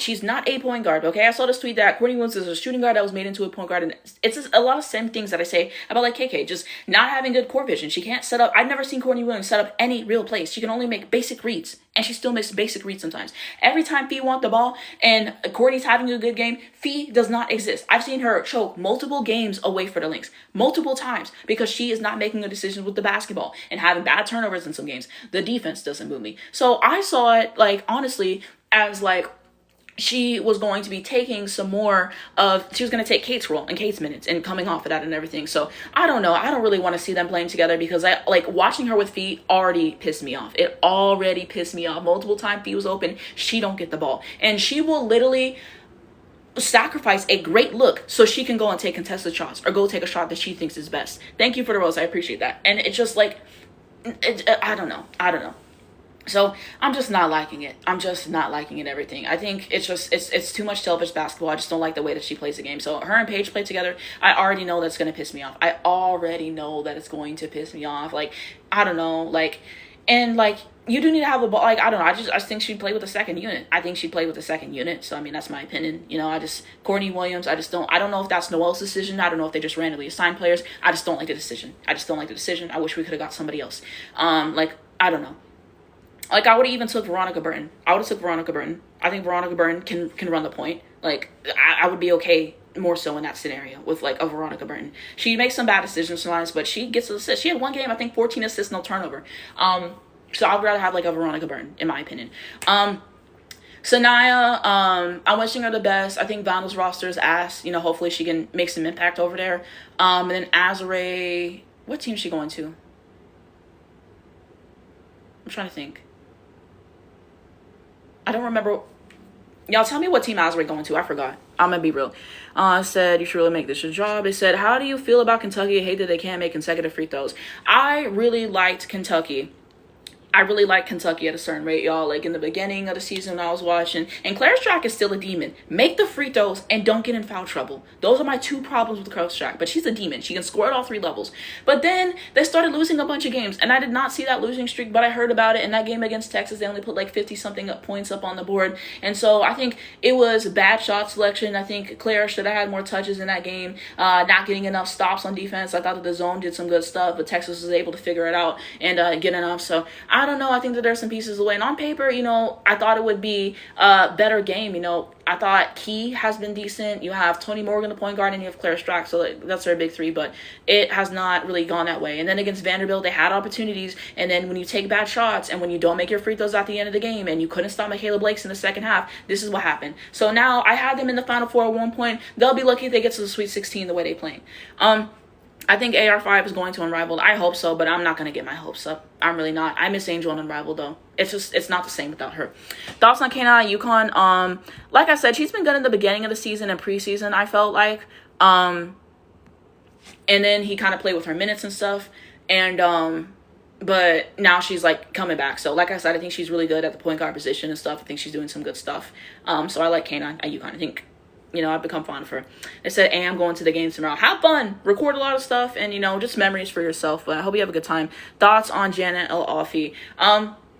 I think the thing that I like about Jana is she plays really hard, right? Like every single time you see her in the post, she fights for every single rebound that she gets. And so like the kind of physicality that she can play within the post, I think she needs to finish more for layups, and I think she needs to stay out of foul trouble. Those are my problems with Jana. But I think she plays really hard. I think she competes every single time that she goes out there. She sets good screens. We don't set screens no more, you know, so that's really frustrating. But she will, you know, set screens, and like setting screens is like really unselfish. And so she just really does whatever she can to help the team win. So I do like her. Said me either. Courtney all over the place. It's not one screen. They said the hero ball too. Courtney Williams is not a good decision maker. So Courtney or VB. They said agree. I say about the 1v1. I had Courtney in the 1v1. That's what I had in the 1v1. If Veronica Burton won, I wouldn't be surprised. And she can play better defense. So maybe she can lock up Courtney and never make some bad decisions. But I had Courtney originally for that matchup. Oh, she went to the Hive. Yeah. The Hive not good either, y'all. They're not good. I thought that they were going to be better than they were, but I don't know. Kelsey Mitchell's been good. Sonia's been good. I think they kind of, like, Monique Billings has been good. They just don't have enough on both sides, like, you know. And I thought maybe if they locked in more on their defense and turned it into offense, it could be positive. And they got some good wins. I mean, it was humbling for us because we lost to them for sure. But yeah, I think, you know, that's kind of something there with Hive. So they're not as good as I hoped, I guess, you know. But I hope she does some good stuff over there in the Hive. If you can make a WNBA team, who would be on it? So am I doing just starters, or am I just doing the bench? And am I doing current players in the WNBA, or am I doing like projections and stuff? Because I would stack the team. I would do like Paige, AZ, and I'll try to keep it to mainly people who are like about to be in the WNBA. And then small forward, you have so many options at small forward. I do like Sanaya, but if I want to go for someone more developed, you could do Ka. So maybe Ka. I want Fee on the team. I want Angel. I want Stewie. I want Angel. Like, I want all the best players. Like, that starting lineup, yeah, it's going to be tough. And some people might have to come off the bench. I want Angel. Like, I want all the best. And I did do a whole video about, like, what lineup I would like for Paige to win a championship. For the Lynx next year, who do you think they should get? I think the Lynx need a real point guard. Courtney Williams, say la vie. I might be saying that wrong, but she got to get out. What did Mariah Carey say? Get the fuck out. Like, She has to go. I've seen enough. I explained to y'all my problem with Courtney Williams basketball. So I want a real point guard.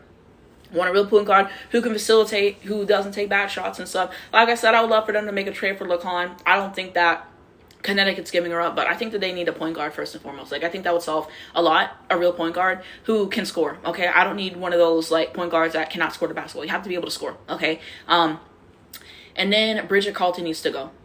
So, that's something there. So at the 3, who should they get? Well, like I said, I kind of want to see Fee move to the 3, and then you move Lan to the 4, and then you have Lauren at the 5. So yeah, McBride, she can stay for another year because she showed up in the playoffs, and that was really important to me. Lan choked in the playoffs, and that did hurt me, but I'm willing to give Lan another shake. You just need more people to help Fee. I think you have to fix the bench. Natisha Heidemann, like, she can be good off the bench, so like if she stays, like, I'm cool with that. And I think that, what is it called? Dejanay, like, keep those 2 and then get rid of the rest of the bench. I think Cheryl needs to get rid of a lot of people because I think she's her own GM, and I think that they overperform their roster every year, but it's only going to take you so far. You need talent to help Fee. Fee is the main consistent one, and I've seen her carry the whole season in multiple games where no one else showed up to help her. Do y'all remember when they played Atlanta and Fee had 32 points and they still lost because nobody helped Fee? So I'm tired of seeing Fee have no help. I'm tired of all these opinions on Fee's legacy, like it's Fee's fault that she plays with choke artists. I'm tired of it. Fee's done everything that she could, and I think had she not got injured in game 2, they would have went to the finals. So yeah, I think point guard is like their main thing that they need to do. Small forward, Fee will probably be the small forward. Like, yeah, but Courtney, Bridget, go fix the bench. But yeah. Hey, thank you for joining, Faye. I appreciate that. Thank you guys for the questions. I appreciate it. Do you think Caroline gonna get drafted? No, I don't think so. I think she said this is like her last year playing. I think she's gonna go into coaching. And she doesn't really play like that anyway. No shade. What do you feel about Michigan? On my podcast, I gave you all my opinions on Michigan's game against what is it called? Michigan State. So y'all can check out my opinions on that game on the podcast. The game against UCLA, basically, I feel like their guards are inconsistent. Olsen and Swords did not play well in that game objectively and stuff. I think UCLA played better defense on them the second half, but I don't think that they shot well when they had open looks and opportunities with that. So I think that their guard play is just not consistent. I think that that's what worries me about them. Sova Kanik was decent last game. Corals Daniels is decent. I don't know. I think it's going to come down to the guard play, and it's that. And then the defense from them is inconsistent. The second half, I don't think they showed up the way that they showed up in the first half defensively. So I think that that's some of my problems right now, and I think they're ranked 6th and everything. So I don't know. I feel like right now they're not looking as good as they were in the beginning of the season because of the guard play and stuff. And so I'm really hesitant on them right now. I had them in the Final Four, but the way they're playing, we'll see what they get. But maybe Elite 8. What are your thoughts on Rakia? I think my thing with Rakia as a player, I'm talking strictly basketball, I think she's a solid player. I think she has a really high ceiling. If you see those games with the Sparks, you saw her being able to be clutch and have multiple game winners and stuff, and you see her have like 20, 30-point performances. So it's like, I feel like she's one of those players. It's like when she's on, she's on. She can give you 20, 30 points. When she's off, she's off. And we see that, and I think she takes too many difficult shots sometimes, and I don't like that, what is it called? The coach took away her mid-range, so I didn't like that. And so, yeah, I think it's that. I think her defense is bad. I think she has moments of good defense, but her defense is non-existent. So I think still room to improve, but I think she has a high ceiling for sure, and I do enjoy her as a player. But I think those things. Thank you for following the account, y'all. I appreciate it. Olivia Miles should go to them. Cheryl's entire system is built off of her defense. Olivia Miles cannot play defense. She cannot. A lot of it's an effort thing, but even when she tries, she gets smoked. And, I think she tries to play hero ball a lot. And I'm not trying to go from Courtney to Olivia with the hero ball. I'm sorry. You see Fee open, you see Fee wants a shot, you get Fee the ball. I don't care. I'm tired of it. It just gets to a point where it's too selfish. It's too selfish. I'm sorry. Every team has a number one, and Fee's your number one. So I get irritated when I see Fee open every single game, and I'm not seeing her get her touches. She's going to carry every game. She knows that. She's doing everything that she can. So the least that you could do when you see her open is you get her the shot. So Olivia Miles, I'm not feeling it. Do you think there'll be a WNBA in 2026? I do. Hold on. It said holy face card. They said agree. It said who do you think is winning 1v1? Overall, Paige, of course. Do you think AZ will get drafted? Do you mean at number 1? AZ's definitely getting drafted. This is number 1 pick. This demon. Yes, of course. Like, bro, you don't, y'all better not be here trolling me. Yes, AZ's going number 1. Yes, AZ's going number 1. It should not be up for debate. You look at her performances, she always shows up when it matters most. She's fantastic. Yes, she's going over Lauren Betts. Yes. Dallas needs guards. Paige is the only good guard Dallas has. Our guards are in the gutter. Yes, we're taking AZ. Do you think Enrique will leave Dallas? It's looking like that. It's looking like that, and I think it's time to move on. There was 7 years Enrique had to get a championship, and it didn't get done. And I'm not going to say it's completely on her. The players around you do matter and everything, but my point is Enrique has shown you that she's not a number one option. She's not consistent. She's not. She takes bad shots, okay, and she takes too many shots. When you have to take 20 shots every game to get 20 points, she's just not efficient, and she just makes too many back-breaking mistakes and everything. She only goes ISO, and I don't know, it's just bad to watch her play. It really is. And then the defense and stuff, she can be good off ball, but then she gets some dumb fouls and everything. I just don't no. Opportunity was had. We're moving on. You drafted Paige. That signals a new era, okay? And so I think she has to go. And I think she will be going to Toronto Double Sandy. Thoughts on I have friends who are homosexual. So I think overall she's a good player. Okay, can score in a variety of ways for you. She mainly likes to drive and get N1s and, get the contacts and stuff. She does like to foul bait. But that's what she mainly likes to do. She can hit a mid-range. Her threes are terrible. She's 22% from 3 this year, so her threes have to get better. So I don't know, maybe that's an injury thing, so wishing her the best with her recovery for those things. So I think there's something there. I think she's really good on defense. I think she puts a lot on defense. She can get a lot of steals for you and stuff, and she has a lot of heart. She plays hard. So I'll definitely give her credit for that. I do think that she is a shot chucker, objectively. She can play the 1, she can play the 2. I think she does some good stuff facilitating. I think a lot of times we're taking some bad shots, and I think that she chokes, a lot of times when it matters, okay? And when we get to that tournament, the second round, Sweet 16 at best, this team is not good. She's carrying the team, and I'll give her credit for that for sure. But yeah. They said, did you just read a name? I'm talking about I have friends who are homosexual. They said, you never saying her name always kills. But that's how I got introduced to her. I literally had no idea who she was. And then she said, I have friends who are homosexual. So that's why I call her that, because of that video. So that is the genesis of why I call her I have friends who are homosexual. So yeah, but that's kind of my opinions on her. And then I'm trying to see the other teams. So let's talk about what UConn needs to do. So basically, like I said, change the rotations and stuff. I think that he needs to do that. I think I would like to see us play better against the zone, for sure. And also play a better zone. So I'd like to see that, do better passing of the basketball. The post-entry passes need to improve. I think our rebounding needs to improve. So I think that those are the main things that UConn needs to improve. Upon as a team, I also think setting a hierarchy. I think obviously when we're getting to Big East tournament, when we're getting to the March Madness, it should be no question that Sarah and AZ are going to be taking your most shots. And I'm wanting to see 15 field goal attempted. I don't think that's crazy to say because they've been consistent. Hopefully Blanca can come back. I don't think we're getting Morgan Shelley back, which is unfortunate. But yeah, we need to start doing the right things. Thank you. We need to start doing the right things. We need to start doing the rotations. Everyone needs to buy into their role. All season, we should have been doing it, but now we're getting to March. It's getting serious. When you get into big games, you know who is going to deliver for you, and that's AZ and Sarah, okay? Blanca can be a good third scoring option. Everyone else, do your part, okay? I'm not trying to see hero ball from Ashton Shade. I'm not trying to see hero ball from Kiki Arnold. This is not what the fans wanted to see, and this is not what is conducive to winning. So that's what I think that UConn needs to improve on, but UConn is still the best team in the country. UConn's still the best team in the country, okay? So that's my takeaway on UConn. Let me see what I said for the other teams and everything, y'all. So I can talk about everybody. South Carolina, I talked about them a little bit. But basically, that zone that they played was really the game changer for them against Tennessee. Like I said, Tessa continuously is underrated. Raven can do her role facilitating, score every once in a while, and she can play good defense. Latson, I think, is a good player. Okay, I think she takes some bad shots sometimes. I like her off-ball defense. The on-ball defense is still in question. I do not know the answer to your question. So if y'all can help them out in the comments. So I think that that's something there. They don't really have a bench, so I feel like that and the injuries are going to catch up to them, unfortunately. So I'm wishing them the best in their recovery from those injuries.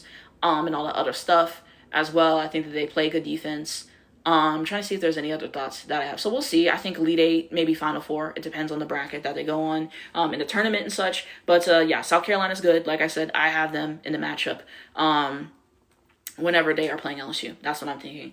They said AR5 Rose Us is now being released on 2/20. Same date as second half Rose game against the Hive.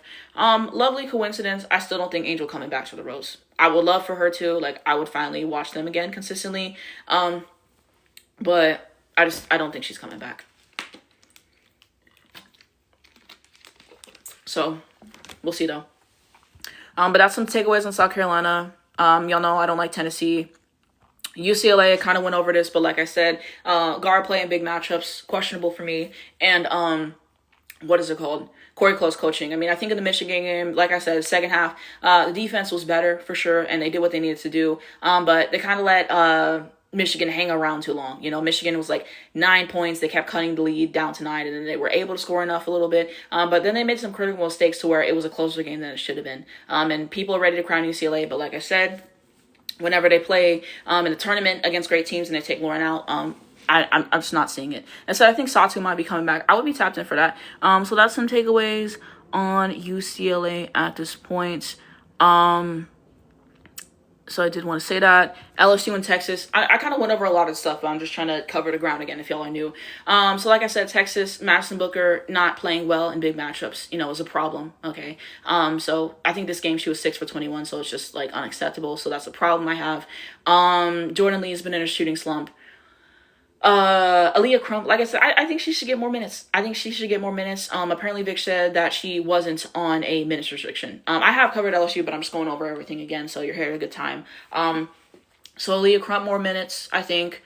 Odegaard has been good. Cunningham has been good. I think they have to feed the ball into the post more because I feel like they're not kind of doing that enough, and the offensive flow is getting messed up. He's playing with Rory's minutes, but I think Rory's been playing her role well whenever she did play in the LSU game. I thought her defense was a huge difference maker and one of the players of the game for sure. Aaliyah Crump was huge in that game too. So yeah, I don't know. I think the big matchups is questionable, and I think that they be looking bad. So I think that's why I'm hesitant on Texas, because some games they look really good and then some games they play really bad. So I think really frustrating in some aspects, and so we'll see what happens, but I'm concerned right now, in a sense. I liked what I saw versus LSU, but then we saw what happened against Kentucky. It's like, why every single game? And like I said, Madison Booker don't play well in the big game, so that's why they can't put the game away. For LSU, the biggest problems is the post presence. They have 3 post players trying to do one thing. If they had just had one elite post player, I think that, it would be better for them. Obviously, I don't think that they have one elite post player. Keiko Ball get beat in the post. Joyner is decent, but she's not going to take you over the top. Knox is a small forward, okay. So there's that. Their guards are inconsistent. Flage it's been disappointing. I like Flage, but it's been disappointing. And in big matchups, she chokes. I think Michaela has been good, but like I said, they didn't scheme her open more in the second half of this game, which I think that they should have done. And then Malaysia, I don't know. Malaysia is just on and off, I guess. You know what I'm saying? It's I feel like it's either Flage or Michaela who's going to score the most points. Malaysia can do a role, but I'm tired of the contested layups. So I think having to lock in with that, I think making better decisions and stuff. I think that, what is it called?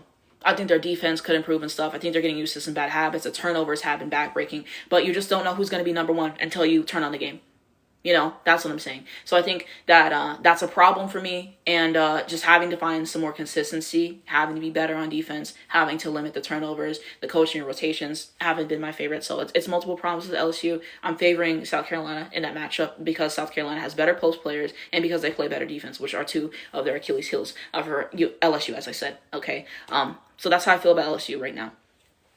What do you think about Duke? I have not watched them since they played Notre Dame. I heard they're on a winning streak, so, got to give them kudos for that. But I have not watched them since that era.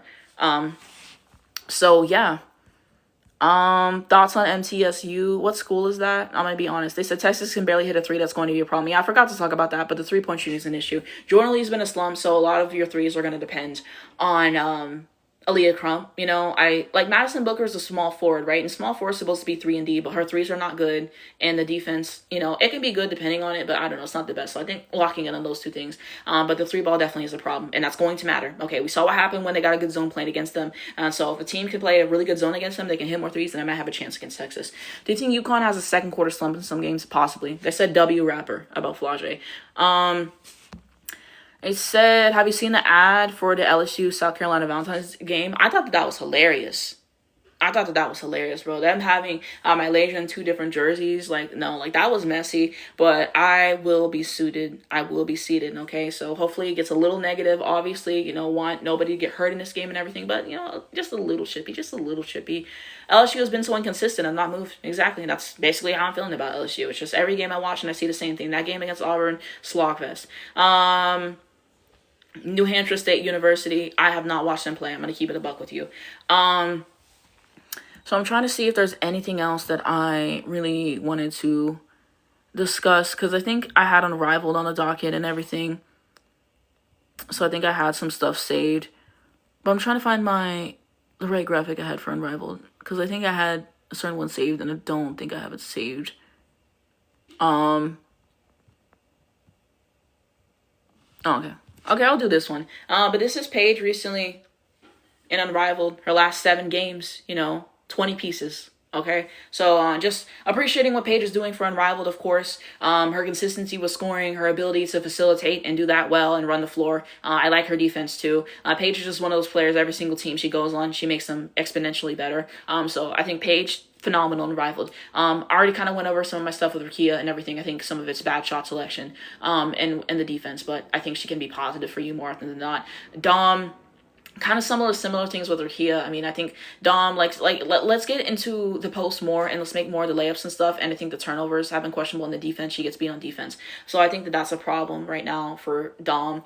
Cam, I said this before and in my podcast I went on a whole rant, but I think people kind of been on Cam too much. In the beginning she didn't play well of the season, but we also have to remember she's coming back from a torn ACL. Okay, so I'm gonna give her grace for that, 1. And 2, she started to feel it. She started to score more. Okay, I swear she's averaging double digits in these games. She's the only one who consistently sets screens for Paige, and she's a great defender too. So I feel like, I don't know why people keep throwing Cam under the bus. I don't know why people are throwing Cam under the bus.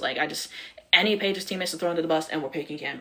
And we're not going to talk about how multiple times I felt we could have won games if she would have put Cam in the fourth quarter, which she basically refuses to do. She rarely does that. When she does it, it's too late. Okay.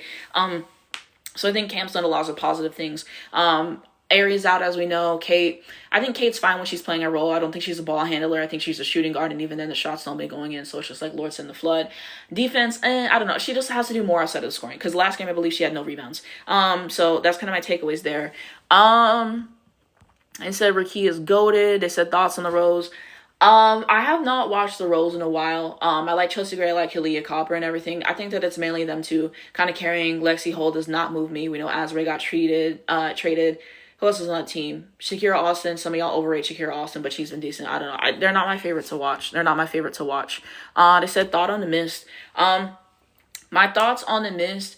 It's really been Stewie carry job. So shout out to Stewie. Okay, scoring at all 3 levels, can facilitate for you, great defense. And in that last game, though, Stewie was funny. Because she kept foul baiting, and it kept working every time. She got multiple players in foul trouble, and that's one of the things that kept them in the game. And Stewie, I'm just glad to see Stewie healthy. A lot of people have been, disrespectful, on Stewie and everything. But she was dealing with injuries. And I said, you see how the first healthy offseason she has is when Sandy got fired. Exactly. Okay. So I think Stewie's been carrying. I think Alicia Gray's been in a slump, so hopefully she gets out of it. But she hasn't been playing well, and then he's been playing her for too long. So I think it's those 2 things. And then Veronica Burton, I think she can facilitate well. I think she'll be taking some harder shots than she needs to. And I do like her defense, though, so I think Veronica Burton has been fine. Arike is inconsistent. She'll have a great game one day, and then she'll be terrible. So I just don't trust Arike, as you guys already know with my Dallas PTSD. And then who else is on the team? Lan, I think he doesn't really play Lan enough minutes in the games that I watch. I think Lan, she can score. She be missing easy layups, which really irritates me, but she's really good on defense. She can set screens, so I think he should play Lan more. In most of the games that I watch, he doesn't play Lan in the fourth quarter, and that's why they lose, because he goes more with the scoring instead of playing the defense and getting the stops. And, I don't know. I just don't like some of his lineups and stuff. Lee hasn't really played that much, so there's not really much to talk about in Unrivaled, in my opinion. But yeah, y'all know my things about Lee. My whole thing about Lee is the defense is terrible. And offensively, she either gives you a double-double or it's 2 points. So I see the upside with Lee. Do I think Lee should be in Dallas' future as a starter? No, maybe coming off the bench. But that's kind of some of my takeaways on Lee at this time, okay? But yeah, I do have PTSD from that Dallas era. Who do you think is winning in the first round of 1v1? I talked about this on my other profile, and I did talk about this on YouTube. But I remember I said Paige, Courtney,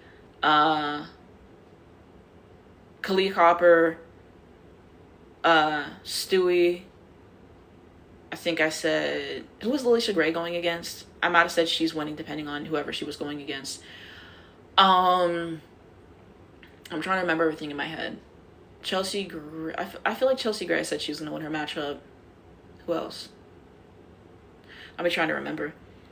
That's what I said. That's how I felt. It could go either way, but I picked Courtney. I mean, Oh, AB versus AT. I gave that to AB. I gave that to AB. The reason why I gave AB the edge in that matchup is because she can score threes. Her threes have they're kind of inconsistent, but AT doesn't take threes. She just gets her little mid-range shots and then she gets to the rim, and she does that well, right? But I definitely think that you know, she just offers more with the scoring. I think she's kind of like more mobile and stuff and everything. But it's going to be a really physical matchup. So if AT won, I wouldn't necessarily be surprised. I think that AB just has more in her arsenal to score. But we really going elbow for elbow, offensive foul for offensive foul, whistle for whistle. This one might be one of the free throws because they're going to be fouling each other the whole time. So I don't know. This is one I would like to see them just swallow the whistle and just let them play. Because now this is going to be a tough matchup for both of them because they're used to hacking people in the paint and getting away with it. Now y'all going to be hacking with each other. So this is not necessarily going to be an easy matchup for either of them. Like, they're both, you know, so I'm excited for that. I said WWE match. Exactly. I said Courtney not winning. I mean, I don't like Veronica be taking some dumb shots, y'all. Like, watching these games, she takes some really, really, really dumb shots. And so does Courtney. I don't know. Maybe Veronica can lock her up. It could go either way. So, like, if Veronica won, I wouldn't necessarily be surprised, but I thought Courtney was going to win. What bigs do you really think Dallas can realistically get to sign, though, as a replacement? I mean, maybe a Bree Jones, maybe a Tina Charles. Like, there's definitely going to be bigs that want to play with Paige. If you watch enough Paige tape, she loves to feed the post. She does. She likes to do that pick and roll. And just feed her post player. So I think having a good post for Paige, like, she really enjoys it. WWE match, elbows versus shoulders. There was one question I missed. Hold on. It said thoughts on the Dom lazy takes. Sometimes she can be. On the defense, yeah. There's times where she be standing 6 feet apart and she be playing lazy at times. So it really depends, but at times, yes. So yeah, if I forget to answer you guys' questions, please just re-comment it. Sometimes I don't see it, and sometimes I see it, and then I forget to answer it. So if I do not answer your question, I do apologize. If I don't answer or like say what you say, I still read it at the very least. So sometimes I don't be seeing it. So just re-comment the question, and I'll get to it. So that's my takeaways there on those teams. Phantom, I think, has been fun. Like I said, they make AB play more ethically in Unrivaled, so she can't really get away with fouling people as much. So when she plays ethically and she doesn't play dirty, I actually don't have a problem with AB, believe it or not. I like Kelsey Plum. I think she's been fun. I think Kiki Iriefin, from what I've seen, has been good in Unrivaled. Who else do they have on the team? Natasha Cloud, y'all know, I've kind of been iffy on her. She's spotty, in my opinion. She's not really consistent. I'm trying to think who else. Tip Hayes, foul baiter, no shade, but I think they're a good team. They're my second favorite team after Paige's team, the Breeze. And someone asked me, Breeze is my favorite team. Yes, because Paige is on it. But yeah, they've been fun. They have been fun, okay? So I definitely got to give Phantom their credit because they gave me some good games, okay? That game against Miss was cinema. It was. Thoughts on the Laces? Y'all know I think AT play dirty. So I do not like AT. I will never give AT a 10. So that's, like, off rip, okay? And then Brittany Sykes does foul bait. She does foul bait. Ironically, she hasn't been getting a whole lot of free throws in Arrival, but for the most part, she's played well. She's probably been getting away with some fouling too. I like Jackie Young a whole lot. I think she's a very underrated player. Okay, she doesn't get her shine, but she's a great player. Maddie, my qualm with Maddie is that all she can do is score. The defense is terrible. I want to see more assisting and stuff and other things, and then she misses some easy stuff. But Maddie's been okay in Arrival from what I've seen. Nas Hillman, it depends on the game. Some games she's been bad, some games she's like done decent. Trying to remember who else is on the team. I'd be forgetting. Y'all can let me know other players and stuff because I forget who's on the teams. But yeah, they've done some good stuff. You know, I think that the refs, I don't like how the refs officiate the teams that play against them. I think that they swallow their whistle and they get away with a lot of stuff. So they're not my favorite to watch. You know, I don't think they're bad, but I think they get away with a lot of like physicality and stuff, and I don't like that. Y'all know I don't like AT. The Hive, like I said, they just don't have enough, you know, scoring-wise, and then defense is not good enough, you know. They're not my favorite to watch. It's kind of a slog. Rose, again, not my favorite. Chelsea Gray's been carrying, but I don't think that her performances have been the same, and that can be for a variety of reasons, and it's really no shade to her. Y'all know I like Ka. I kind of already talked about that, but yeah. Sephora refs, always at the scene of the crime, exactly. Then I'm trying to think of who else I wanted to talk about. So we talked about the Phantom, the Breeze, the Rose, the Mist, the Laces. I think I might be forgetting a team. What team am I forgetting? The Owls. Oh, that's why I'm forgetting them. There's no fee. Oh, I forgot 2 teams. Yeah, so no Fee. Like I said, this was going to be a Fee carry job, and now that we don't have Fee, it just went to hell in a handbasket. Shout out to Aaliyah Edwards, though, because she's been carrying, and, Marina Mabry's been doing her thing, so they're really doing everything that they can, but you needed a Fee. Skylar can be streaky. She went to Notre Dame, and y'all know people who went to Notre Dame just be checking up anything. But it's kind of some of my takeaways on Skylar, and I appreciate how competitive she is, and she really wants to win so bad. Y'all know I do not particularly enjoy to watch Rachel Banham or Beck Allen or anybody on the Chicago Sky really outside of Angel. Camilla's a good player. It's just Camilla doesn't give 100% all the time. That's my qualms with Camilla. But yeah, they're just not good. The coach, like he can't coach. It was just a Fee carry job. Like it's in. So they're not really enjoyable for me to watch. And I was planning on it. Second I heard Fee was out, I said I'm done. And when I did watch him play, I didn't enjoy it. So the Vinyl's not a good roster. I mean, now you have Dearica. I like Hamby. Okay, for the record, I do. So I like Hamby. Who else you got? Erica Wheeler. Erica Wheeler can be a terrorist sometimes. I'm sorry. Like I'll see her make some really boneheaded decisions, or she can make some insane threes. You know what I'm saying? So like she's one of those kind of players. Ray Burrell, 6'2", but plays like she's 5'8". But I think she's a good bench piece. Who else? They said, yeah, they just traded for Sanaya. Like I said, Sanaya is a generational defensive player, like she's really impactful defensively. So I like Sanaya. The shot has to come more, but, I'm trying to think who else is on the team. I'd be forgetting people. But yeah, Vinyl has one of the worst rosters in the whole league. It is what it is. So yeah, the best teams to me, I would say Breeze, Phantom, The Mist has a really good record, and then probably Laces. Those are probably like the best teams. Oh, Brittany Griner.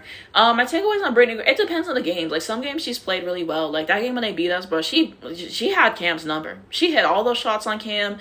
She had good defense too. So she was lining us up in that game. Other games she hasn't really played necessarily well. No shade, she's probably closer to retirement. And one of the legends of the game. I do have respect for her and everything for sure for what she's done. And that beef with AB is so funny. That one foul she caught on AB was dumb. But it really depends on the game. But she's done some good stuff for them. But I think she mainly comes off the bench at this point in time.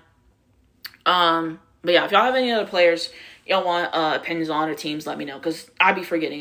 There's so many teams that I try to keep up with every single week and give you guys reviews for. So just let me know if y'all have any other questions about that.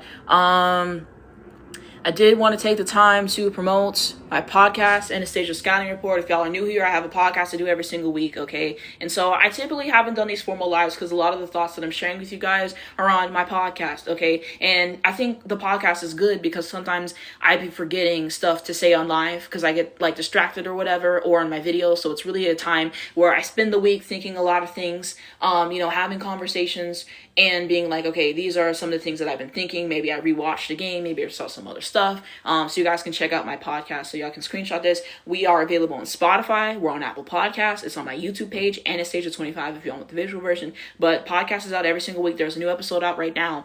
So y'all can check that out to hear my thoughts on Michigan versus Michigan State. I talked about Vanderbilt and all that stuff, I believe. Who did they go against? I talked about the Vanderbilt and the Kentucky game.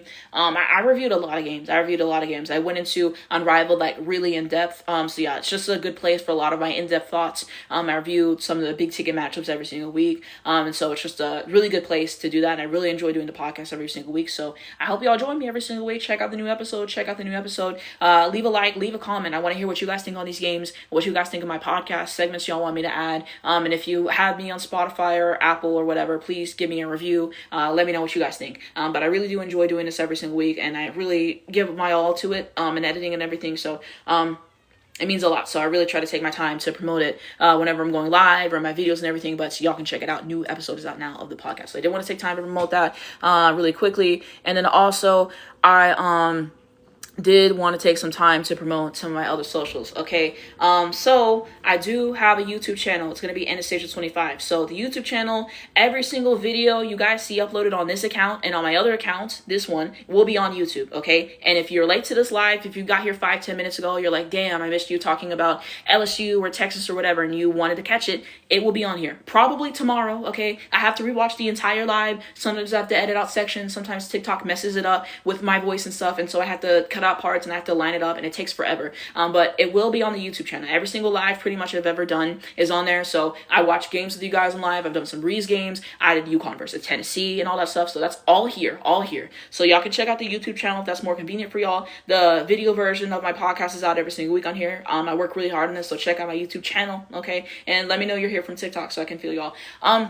And then this is the podcast account. So I have a whole account dedicated to posting my podcast clips. And I mentioned this if y'all are new, but TikTok does not put this page on for you. Now, my live might have been for you, but my videos aren't, okay? A lot of people who on my live, they've been rocking with me for the longest, okay? So they have to search up my profile and stuff just to find my reviews after the games. They don't put me on for you. I am appealing that right now, okay? And so I just got a message. They said they'll get back to me. They're going to dedicate, they're going to get somebody to help me with that. So hopefully I can get back on for you, okay? Because they said that I was impersonating somebody, and so I have not been put on for you for like the last week. My views have plummeted. Everything's like 200-300 views, which is frustrating because, you know, I built a great thing here, and I really appreciate you guys for being here and everything, but it's really frustrating that I'm not getting put on for you. So I'm still posting videos on here. I'm live here right now, and I'm still doing stuff with this account because I appreciate y'all, and hopefully that will be resolved, but I don't know how or when or whatever. So yeah, this account, I will be posting some more basketball videos though, so follow me over here, okay? Because sometimes I'm gonna post some stuff that I won't post on here. Like I said, the videos here will be on YouTube, and I typically do repost the videos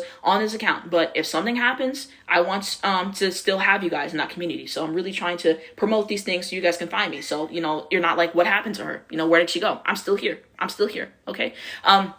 I do have a Twitter page. I think I had a graphic with that saved too, so I will switch it. But this is my Twitter page at the Anastasia 25, so you guys can follow me on Twitter. I do live tweet the games and some thoughts there, so if you guys want me, follow me on Twitter, it's there. But just screenshot this, follow me on all these other platforms. I made a Threads. It's the same as my Instagram, Anastasia250. I forgot to, Anastasia250_. So check out my Threads, check out my Instagram.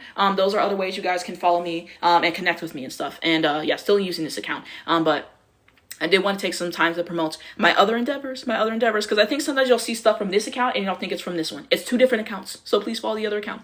But that is my spiel. That is my spiel and my self-promo. They said, are you doing the one-on-one live tomorrow? I'm planning to, okay? Here's the whole thing with the one-on-one that's very tricky, okay? So basically, UConn plays, I think they play at like 6 o'clock for me, right? 5 o'clock for me. And then the one-on-one starts at 6. So I'll probably get through most of UConn's game, at least through the third quarter, I would assume. But then usually I have to let the whole UConn game play out, and then I do my entire review for it, okay? And so I'm in a tough position, right? Because it's like, how am I to get my review out and also go live for 1v1? So I'm trying to think about what to do. Part of me was like, I could just watch the whole UConn game and then I can review that, and then I can go live for the rest of 1v1. But I told you guys I was going to go live for the entirety of 1v1. So I don't know how I want to do it. I could just go live for everything. I could go live for most of the UConn game. Oh, my sister liked the live, period. Because she don't be liking the live, y'all. She be leaving. She saw me on live and she scrolled. So thank you, if she's still watching. So I thought about maybe going live for everything, so I could go live for the UConn game for what at most we get, because AZ and Sarah are only going to play through the third quarter anyway. So after that, I can turn it off, because y'all know I don't take the fourth quarter seriously because it's garbage time. So like I could do that.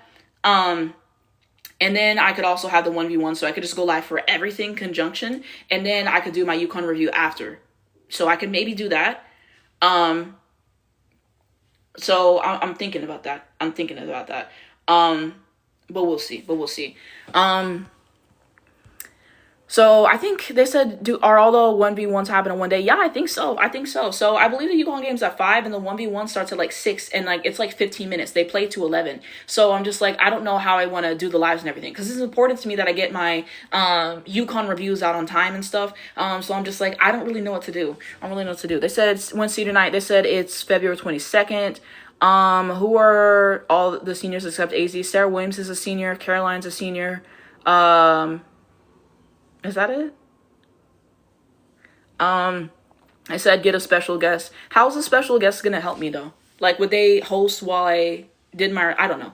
Why do you think Morgan Shelley won't be coming back to UConn? Like, I think she'll still play for UConn, obviously. But I think, you know, it might be like a red shirt type situation because of her injury. She hasn't played all year, and now we're already in February, so I just don't think she's going to get to play for us, unfortunately, this year. Seniors are AZ, Sarah, and Carol. Yeah, that's what I thought, yeah. Do Falcons get called for 1v1? They do get called. They do get free throws, okay? I was watching some 1v1 last night.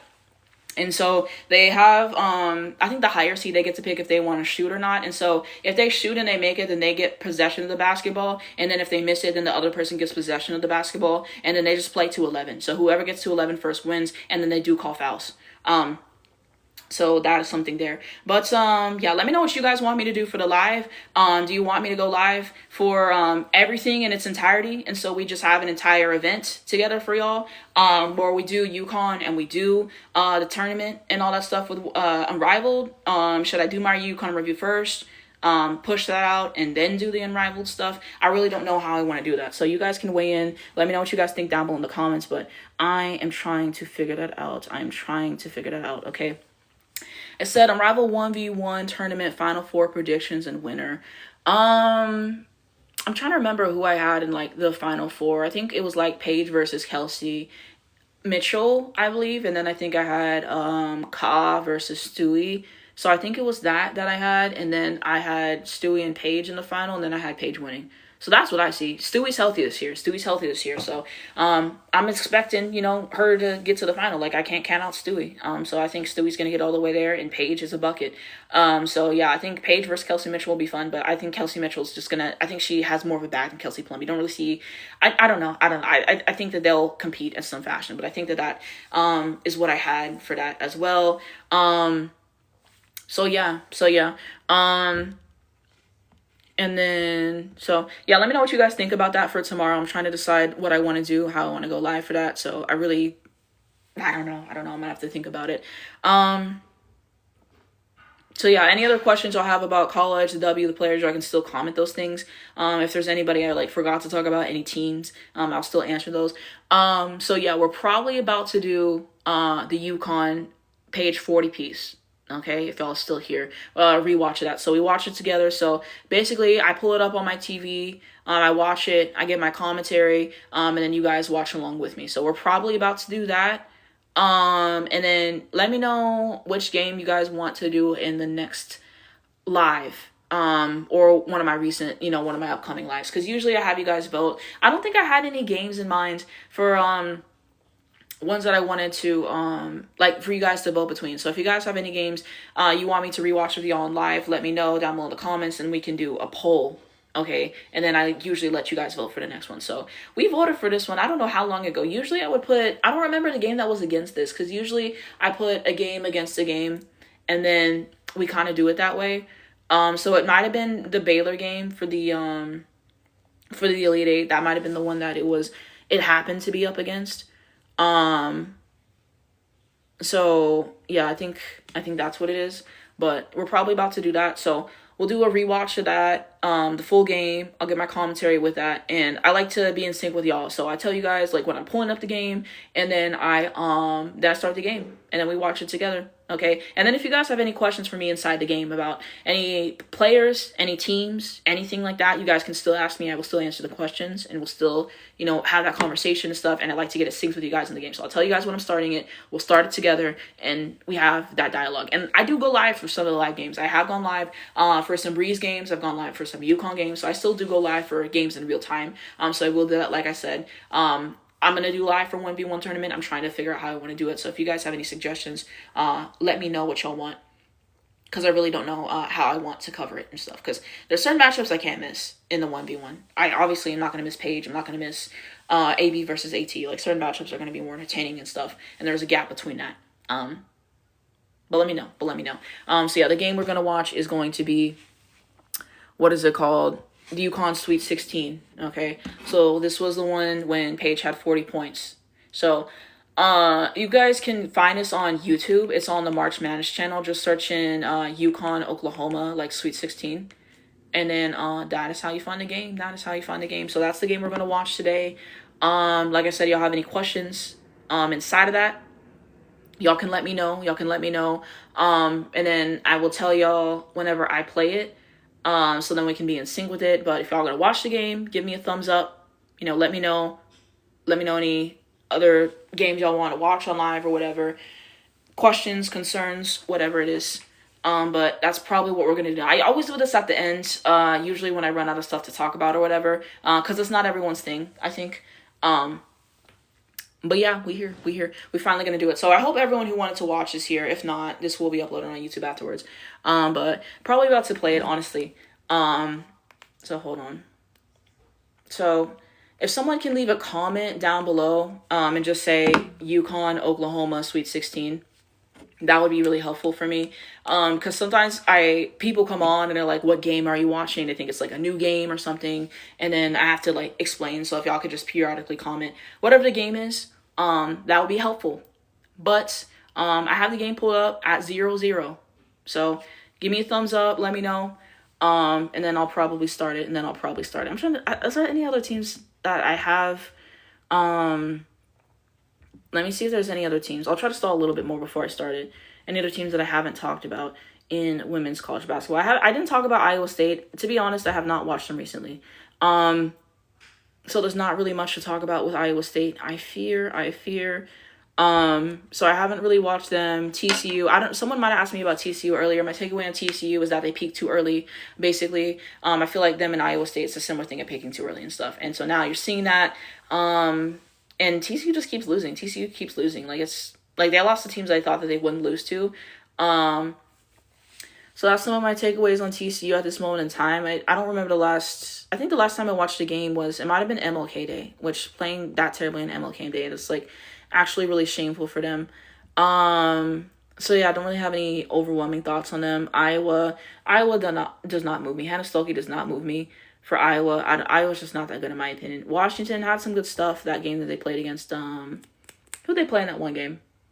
Maryland. That was a good game, but I don't really have much to say about them. But yeah, so I think we're gonna start. Okay, UConn versus Oklahoma, Sweet 16 rewatch. Okay, so March Madness YouTube channel. Okay, type that in. Now we're going to start. 3, 2, 1, play. So, let me know if y'all can hear my my TV. Because I be trying to have my volume right. Sometimes when I play back, you can't hear it as much. But if I need to turn it up, let me know. But we here. But it's been a while since I've rewatched this one. I've been tempted to rewatch it, guys. But I was waiting until I got on live with y'all to watch it. AC defense 8. Wow, it's been so long since I've seen this game. Easy flood, pull-up jumper, back iron off, Skylar Van hauls it in from Oklahoma. You see both teams starting out in man-to-man defense. Both teams like to push the pace, get out in transition. So transition defense for each team going to be important. And both teams very capable from the three-point line as well. Here's Beers. Over to Scott, deflected by Beckers. Verhulst swings a pass inside. That pass was not a good pass, bro. Beers wants a touch, pushed out. Well, this defense 8. Lord. Why didn't we get the rebound? We didn't even get the rebounds here. Playing behind Reagan Beers. The double team came from Paige Beckers. Beers could have to be a good facilitator in this one if Connecticut continues to send that double. Here's Beckers. Pointing out the screen, pull up, rims off, and Beers secures the rebound.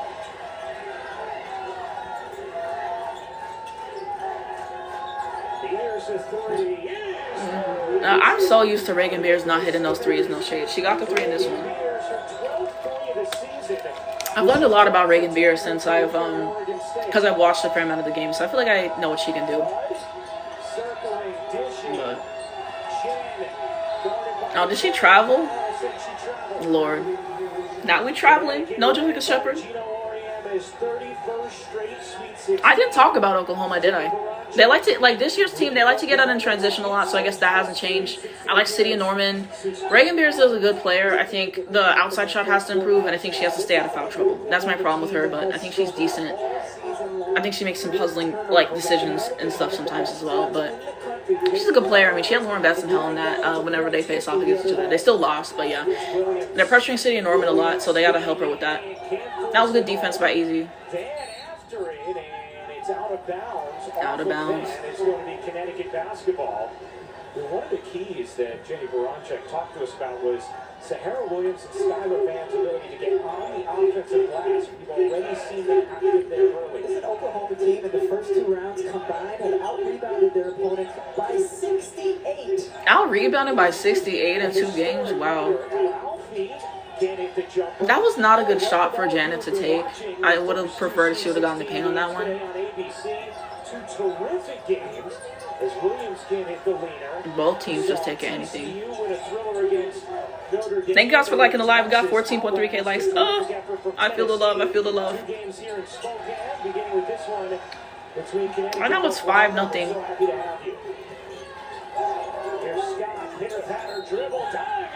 Caitlin shouldn't foul. Now she going to the line, Lord. 7-0 beginning. Sometimes when you rewatch games, it really puts a lot into perspective and everything. You know? Because I don't really think we put this game away till the second half, if I remember correctly. But it's a good refresher, for sure. Average 3 points a game? Lord. The first time she feels like this group has played in a big game and delivered. It's given them a lot of confidence coming into this matchup against Connecticut. They certainly had some struggles, especially in the month of January, a game where they lost to South Carolina by 40. Damn, they lost to South Carolina by 40? Wow. Deckers nearly lost and now does. Here's Williams off the steal. That was a good deflection by Jana. That was a really good deflection. I appreciate her. Oh, this was her 3. Thank you. Yeah, that 8. That should have been a foul, though. That should have been an and 1. Reagan Beers clearly fouled her. She did not allow her to land. So that definitely should have been a foul. Yeah, that was crazy. That wasn't a foul. But yeah, that was the start. I've seen the highlights so many times. I pretty much remember every time Paige scores. But, yeah.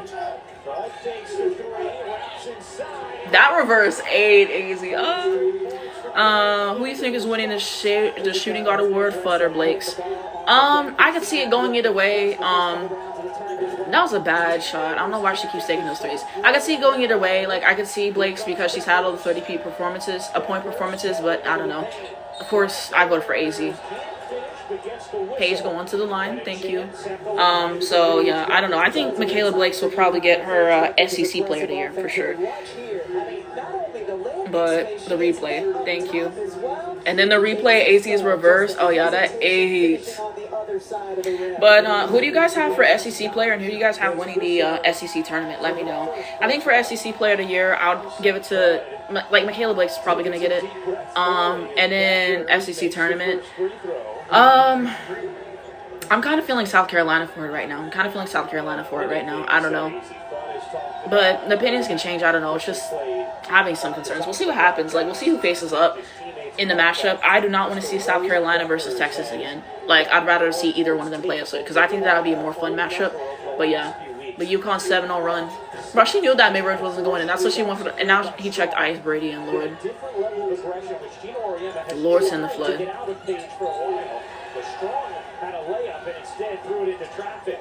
And right now, UConn has gone a little smaller lineup with El Alfie out, but no Reagan Beers in the game now. For a smaller lineup, and all they did was put Ice Brady in. Ice Brady's 6'3". Like, I just joined. What game are you watching? I am watching the replay of UConn versus Oklahoma. Paige's 40 piece. That's what I'm watching. I implore you to join me. Okay, let me know if you want to join, and I can pause the game. That way we can get synced up with the time and everything. But I usually do this on these formatted lives. We haven't watched the game together in a while. Like an old game, I mean. So it's fun to do these. Oh, Paige gets this one too. Yup. Thank you. Oh. It's been a while since I've seen Paige 40 piece. Paige 7 points. Deckers has 7 already. Okay, that was a good steal. Oh, like transition take? Is going to pick up the foul. Yeah. She was holding on to Chen in transition. There you go. Sarah Strong is a terrific But that was good defense by Sarah. On Verhulst there, and then Paige Becker's just looking to score, attacks. You see how they weren't there to get the rebound? Bro, you have to get the rebound. But UConn started 0-4 from the field. Now they're 3-4 at this time. Now it's 9-8. UConn leading. So I don't think Ice Brady's gonna play for us this year either. To be honest. So wishing her best for her recovery. The bench, Lexi Keys for Oklahoma. And now KK's into it. Travel on. Oh, travel. Okay, that was good. That was good. Oklahoma turns it over. And last couple possessions, we've seen turnovers. What do y'all think about the Oklahoma coach? Fortunately, Y'all think she's good? dead ball turnovers, Let me know. that has been their Hey, Mary, thank you biggest for joining. this I'm watching UConn versus Oklahoma Sweet 16. So 328 in Division One. There's only 360 plus teams in Division One, so obviously not ideal for an Oklahoma team that's number one in assists. Here's Bud diving in, couldn't curl it in, but got fouled. Maisie going to the line. Thank you. Free throws. Connecticut on a run here in the Sweet 16. And now for today's Need to Know, brought to you by Intuit. You think UConn needs... Becker is just historically efficient, having a 50, 40, 90 season. I think you mean Jana. 54% from the floor, 41% from Right? three. Oh, this replay of Paige being 54% from the field, 41% from the three, 90% from the free throw line, leading Division I in assists from a ratio of 3.9. First time in history that's been done. Oldest demon. I made Paige highlights for her senior year, and this was the clip that I had to start it off with. But if you're saying like if we were to need like Jana post presence, is that what you mean? Let me know what you mean by that, because I would assume that's what you mean. But it's always important to have good post presence. So she would definitely help us for sure with that. But I mean, just in general, needing that post presence for sure, and just getting her used to the conditioning and all that other stuff.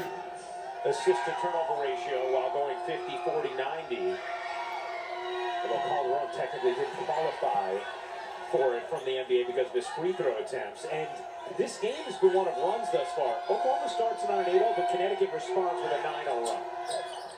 AZ's free throw, 80s every time. She's so consistent from the free throw line. She's only missed, what, like 9 or something in her UConn tenure. So she's really consistent from the free throw line. I appreciate that. We've seen her play some of her best basketball against the best competition as well. Be a real factor off the bench. Reagan Beers back in for Oklahoma. Here's Keys. Look at Reagan Beers surrounded by 3 white jerseys. Scott able to find some space on the interior and end the 10-0 Connecticut run.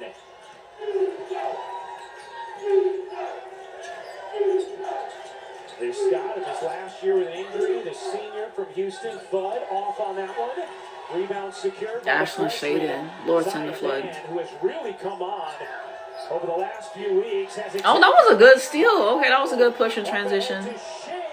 Ashlyn Shade layup. This is what happened in Connecticut's second round. That was 12 to 10. South Dakota State. KK Arnold came in and just changed the energy on the defensive end for UConn, helped lead to easy buckets the other way. Ashlyn Shade, the Big East 6 woman. Ooh, that double team? Oh, that's a offensive foul. She's so mad. That was good defense by Paige. I'm shocked they called it an offensive foul and not on Paige. But that was a good defensive play from Paige. And you see, coming over to help. Yep, good help defense. Yeah, making it easy for her. Your players talk about understanding their gravity. That's part of it. As Strong can hit the three, Scott the rebound. Here comes Raina Scott. Williams left alone, short on a three. Becker's the board, up ahead to Fudd. Connecticut a 2-point lead. First quarter action, Sweet 16 here in Spokane. The screen. Off. And the rebound taken in by Keys, nearly turned it away. Thank you guys for joining live. I appreciate it. Ooh, 14.3K likes. I appreciate that. Beers kept off the glass by Strong, and it tilts out of bounds. Paige clapping. Okay, period. In that last timeout, Jenny Baranchek of Oklahoma was upset about how her team got off to a great start, and then they've started. Jenny be happy like 3 times a year, bro. The first time I saw her smile this year was when they beat South Carolina, bro. She's always mad. And watching this team play, I get it. But also, this year they got to work on their man defense, because all they do is just play a bunch of zone. Last 4:30, 1-6. Oh yeah, Paige scored here. Yeah, midi. But Oklahoma this year, they got to focus more on their half-court offense, helping City and Norman, and their man defense. Because they just play zone the whole time. Like, and when they play man, they get beat. So they got to come over with the help more.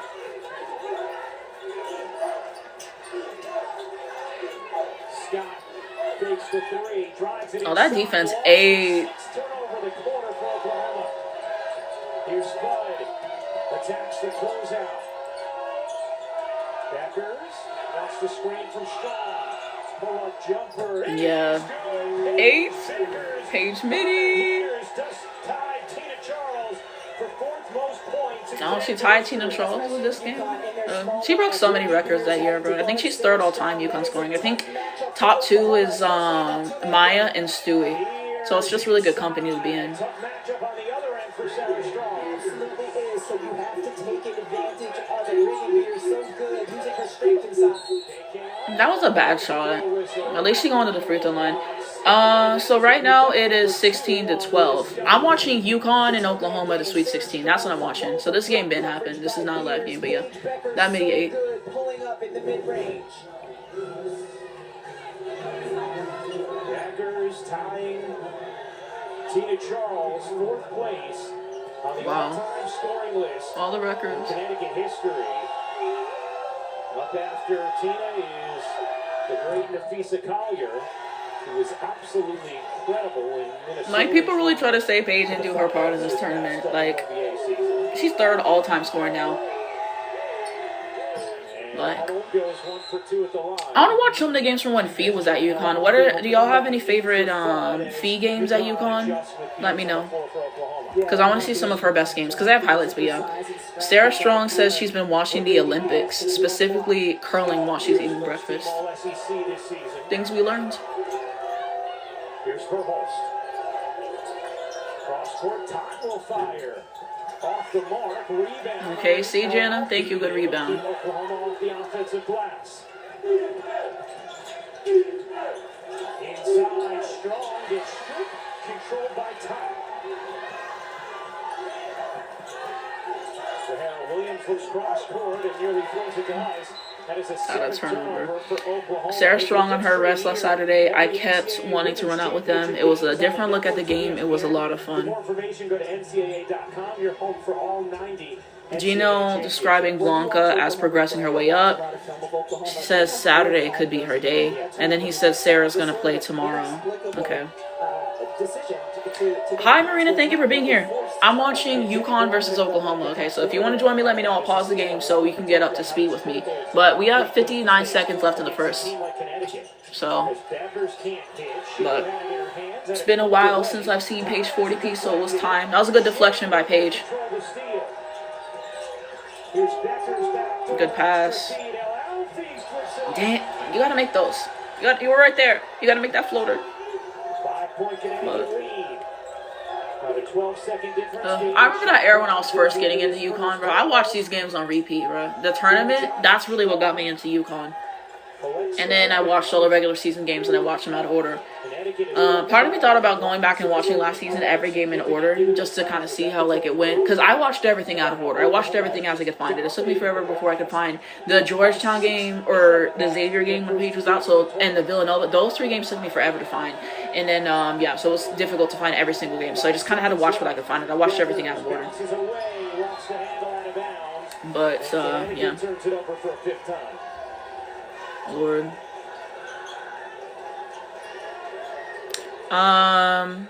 What do you think about what the Tennessee coach said after the game?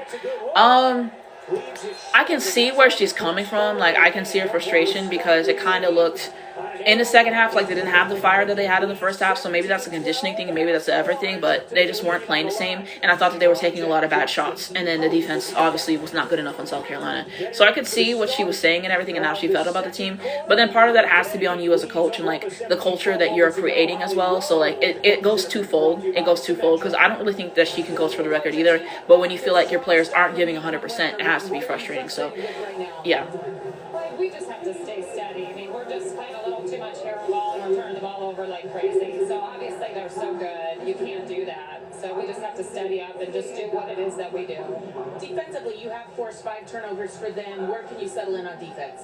Well, I think if we could settle in, I think we do a much better job and we're playing team defense than when we're turning it over and just giving them opportunities at the rim. So if we can keep it that way, then maybe some better things happen for us. Thanks, Coach. Thank you. But Paige highlights, thank you. She gets an on ball screen from Yeah, that screen 8.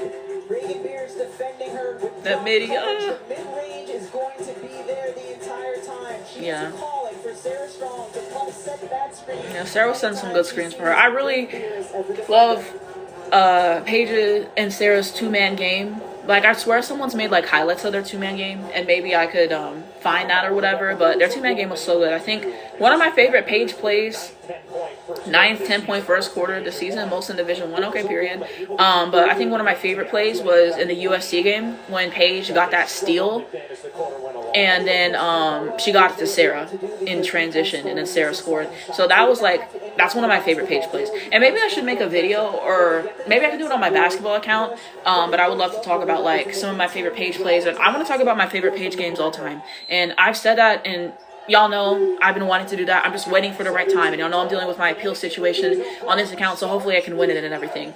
Because it's like I'm getting put in a precarious situation on like what's supposed on what account. It's like if I wanted to do well, I have to post on my other account, but I don't know. It's a tough situation, you know, and so I'm splitting a lot of reviews. So like some of the reviews, like UCLA, I reviewed that on my other account, some of the other stuff that you won't see on here, because I'm trying to grow that one, and then I don't know about the appeal situation. And there's certain stuff that I really want to make, but I'm trying to wait to see if I win that, to see which account I should make it on. But I'm tired of not being put up for you. So, but yeah, I don't even know how I got there, but yeah. Oh, that's how I got there, yeah. But I will make a video on Paige's best games at UConn for sure. I just want, like, I don't know why Ice Brady took that memory. Just get into the paint. Lord. To cash in and extend their lead. Verhulst avoids the steal. Can't hit the three. Shea keeps it in bounds. Wants to give UConn the opportunity to run. That was a good pass. Finds Deckers. In the corner. Good job by Oklahoma to close out quickly. Not allow those attempts. Yeah, I think UConn's passing too much on this possession, honestly, and they're doing a good job playing defense. It's just pass, pass, pass, pass. Yeah, just too much passing on that possession. But 30% from the floor. 30% from the floor? Lord. That, bro. I had something that I was forgetting, bro. I had something that I was forgetting. But I'm going to do it after this segment, though. I knew I was forgetting something. But I'm going to do it after this segment, though. Y'all know my segment. I forgot to do it. But I'll do it after. She's got that shooter's mentality to continue to look for her shot. Oklahoma had missed 8 straight threes as Shea answers with one of her own. A 41% three-point shooter, Ashlyn Shea. Man, great fake. Drives it, bowls, and gets the roll. Bro, only a 3-point lead, Lord. A dogfight with Oklahoma. Defender sealed inside, and they did not give her the ball.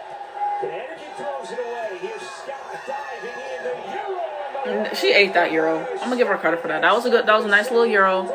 But yeah, I get Gino's mouth. Yeah, it don't look good.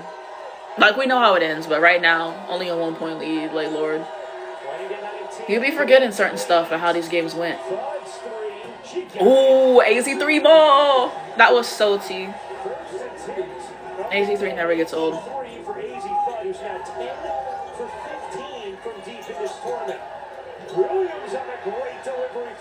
I'm just not piecing together that Blanca playing Saturday means no Blanca Wednesday. But I think he said Sarah's going to play Wednesday, so I'll take it. I miss Sarah hoops. Both teams finding a little rhythm now offensively. Deckers accelerates through the lane and stripped. Peters comes up with it after Scott got a hand on it. They started 5 of 18. Lord. That 3 was crazy. Verhulst is capable of hitting those long-range shots. We talked about her confidence already. Stepped into that one like it was easy. Oklahoma back in front. Oklahoma being in front in the second. Why did she keep taking those mid-ranges? Bro, this is the second or third mid-range Ice Brady has taken, bro. 9 times out of 10, when you see those UConn bigs taking that free throw line jumper, that was not going in. That was not going in. Like, that was such a dumb shot. Yeah, that was crazy. Can they replay AC's 3? Because I want to see the replay of her 3. We didn't get the replays in 3. Thank you for following the account. I appreciate it. She's going to come back for another season at Oklahoma. Got a waiver to do so, but all SEC second team, a very big guard who can shoot it and makes an impact defensively. A true 6'1". Here's Verhulst. Verhulst with size. There you go. Able to post and finish. One of the things I love about her game is the physicality. She has a strong frame. You saw her use it there, create a little bit of contact to get the space so she can finish. Strong cradling inside. That won't drop either for Sarah Strong. 0 for 5 to start this game. Shot 84% the first 2. Verhulst. There, bro, Gino's face, because they just giving up everything on defense and they can't score. Lord. So it's tough. 11 for Paige Verhulst. That was a good screen. Becker's trying to respond. It's a 6-point Oklahoma lead. Yeah, they've just had some stuff that's rimmed out, unfortunately, at this segment. And then the defense, Lauren, they're trying, but they're getting cooked on defense too. Like, you can feel the momentum with Oklahoma at this point in time. It's 5:33 left in the second. We know what happened, but yeah. Sarah rebound to Paige. A great response from Oklahoma in this second quarter at 10-0 run. Here's Strong. Strong to the corner. Phone a good look. Off. Got the rebounds. Bruh, Ashley, what are you doing?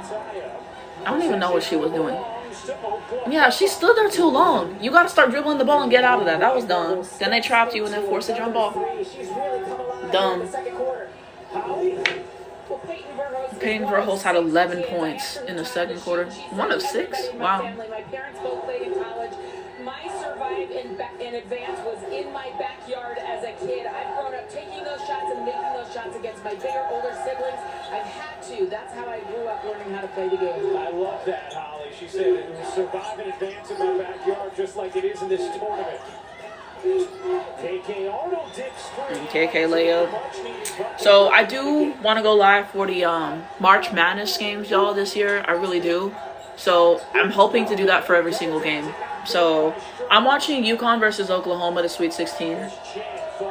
We usually watch the game together on live. Like an old game, I haven't done that for a while, so I figured today was the day to finally get to this. Because I've been meaning to do this for like a month at least. Like, I've mentioned it, haven't got to it, haven't done one of these formal lives in a while, so I'm like, you know what, today's the day to rewatch this.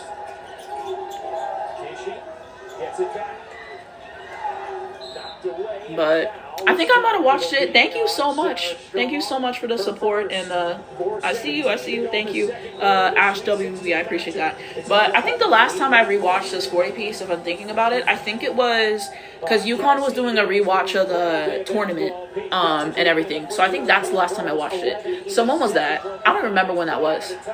It might have been when they got their rings. So let's say like September, October. So it's been a while since I've seen this game. Right now, he is furious with her about the defense that she's playing. She was so great offensively, but she's giving up plays. He really challenged her in that last time out. And again, she's sitting here and he's just like, what the heck, Paige? He's mad at her right now with the defensive intensity. Well, she was the one guard named Paige Verhulst, and we saw after Peyton hit the logo 3, a couple possessions later, came down and stepped into a relatively open wing 3 as well. In Paige's defense, she was really trying to play defense. She was. Sometimes you get cooked, but like she genuinely was trying. You know, I can get Gino's frustration too, but she was trying. So I can see it both ways, I guess. But yeah, Caitlin Chen and it's Lauren. It's the first time all season that we have seen her look a little. Are y'all watching Athletes Unlimited? Right? Isn't that what it's called? Have y'all been tapped into that? I have not seen anything of it. I thought about maybe watching it live on my other account and everything, but I have not gotten to it. There's just so much college stuff to talk about, and then the Unrivaled stuff I do as well. So it's yeah, I'd rather cover that probably, and then I'd be editing videos, and I always have someone trying to do. So just a lot of concepts I'm consistently trying to put together for you guys, and I'm always trying to think of like new stuff to put together and like, so yeah. But Ashlyn Shade 3. But I was just trying to I need to do one of those videos. You guys know I do those videos about what is it called? Stuff that's happened for Paige outside of the game. So I haven't done one of those in like a week. So I have a lot of stuff that I need to put together. So I should put together one of those. But I gotta go find everything that I missed, and that's like a whole thing. So I should make one of those either today or tomorrow. I should make one of those, but yeah. No, yeah, that was a foul. Bounce to Oklahoma. Oh, out of bounds, Paige Oklahoma. Beckers coming Now Paige is back in. A coverage of the NCAA Men's Basketball Championship continues tonight on CBS and TBS. For more information on tournament game times and networks, go to ncaa.com. This March has just felt lovely so far, hasn't it? Delightful. Oh my goodness. Yeah. Our games today so far have all been great as Verhulst on the Bruh. Peyton Verhulst was on a run right now. I'll give her that. I'll give her that. So yeah, Sarah will be back next game, and then Blanca might be back Saturday. So that's the update. 5-point Oklahoma lead. Here's Spud. Leaning jumper won't go. Easy Bud been pretty quiet too. Beckers can't hit. Strong finally gets one to drop. Sometimes it's one of those games, you know, you have like tough stretches being able to score the basketball, but you know, I'm glad Sarah got that one. But yeah, I do want to watch all the tournament games on live with you guys this year, so hopeful to do that in real time because I think it'll be fun. I do want to watch some old tournament games with you guys too, so let me know which one you guys want to do next. We could do USC. I like that one. We did the championship game already. We haven't done UCLA together, but I did like the UCLA game. Probably my favorite game for the tournament, honestly. Like just the defense and the amount of turnovers they forced UCLA into. That's one of the best defensive performances I've seen. So I really enjoyed that one. But now she's going to the line. So yeah, those are a couple. But you guys can always let me know suggestions y'all have for what y'all want to watch on live. Because I need to do these more. Like I said, maybe once a month because my podcast exists. And so I was trying to find a space where like I could still go live and talk to you guys and whatever with that and not have that be counterproductive to my podcast and getting people to engage with that. So I think I found a good balance of like going live for the games, still engaging with you guys that way. And then I think I'll do these maybe once a month or maybe once every 2 weeks, but yeah. Okay. Now they're doing the replay. I mean, there's body there. I don't know if it was enough to call a foul. Yeah, I could see why they would be hesitant, like to say like it wasn't a foul, but she got the free throws regardless. Thank you. Made it both. Sarah Strong, 73% from the line on the season, and now Strong will check out Alfie in. I'm putting Jana back in. Okay. One of the things Gino Auriemma talked to us about was just the ability to play with depth this season. Finally having a year not besieged by injury, like what Connecticut has experienced over the last few years. Kiki Arnold now has the defensive assignment on Peyton Verhulst. Here's Verhulst, another three. In and out on a good look. Then Alfie just fumbles the rebound out of bounds. The UConn coaching staff so upset with Kiki Arnold there because she went behind the screen and they're telling her we've got to fight over on Verhulst. Jana Alfie just loses. Going behind the screen crazy, bro. Going under the screen crazy. Chance here. But Oklahoma, Connecticut has turned it over 8 times. 8 turnovers and it's not even halftime. Oklahoma 11. Unserious. Here's Pierce, too calm. Chan wanted to poke it. Here's Scott. She got it. Great job. Leading again, bro. 36-32. Yeah, we really did not take over to the second half, bro. Too many mistakes, too many turnovers, taking some bad shots right here in this game. 5 for 17 from 3. That's my grandma's birthday. Like, for real, y'all. So, Lord. Bad 3-point shooting, the defense, not getting enough stops. Lord, it was a mess this first half. You really forget. Oh, that was a foul. She got tripped. Huh? How did, bro? Paige literally just got tripped and they did not call that a foul. Yeah, the refs have been really consistent because there's been multiple times there's been fouls on both teams and they were not consistent. Who they feeling like the WNBA on Rival to 4 refs? So that was some good defense right there too. Yeah, she should have passed it. Who was open in the back? I think Ashlyn Shea was open, and then she went and then she got blocked. She should have just. I get why she went for it because that's a layup and that's supposed to be like a high percentage look. But at that time, like Peyton Verhulst stayed with her. Like she should have kicked that out, like retrospectively. But Peyton Verhulst actually did some good stuff in this one. That's a really good pass. Ooh, got the steal. 36-32 lead at halftime for Oklahoma. Yeah, Gino just got his mouth open because UConn was getting belt by Oklahoma. Like, that's crazy. It really is. We know they locked in, but yeah. Hey, you did not score in the first quarter. What changed for you in the second quarter to get so hot? I think we just started running our offense, obviously coming in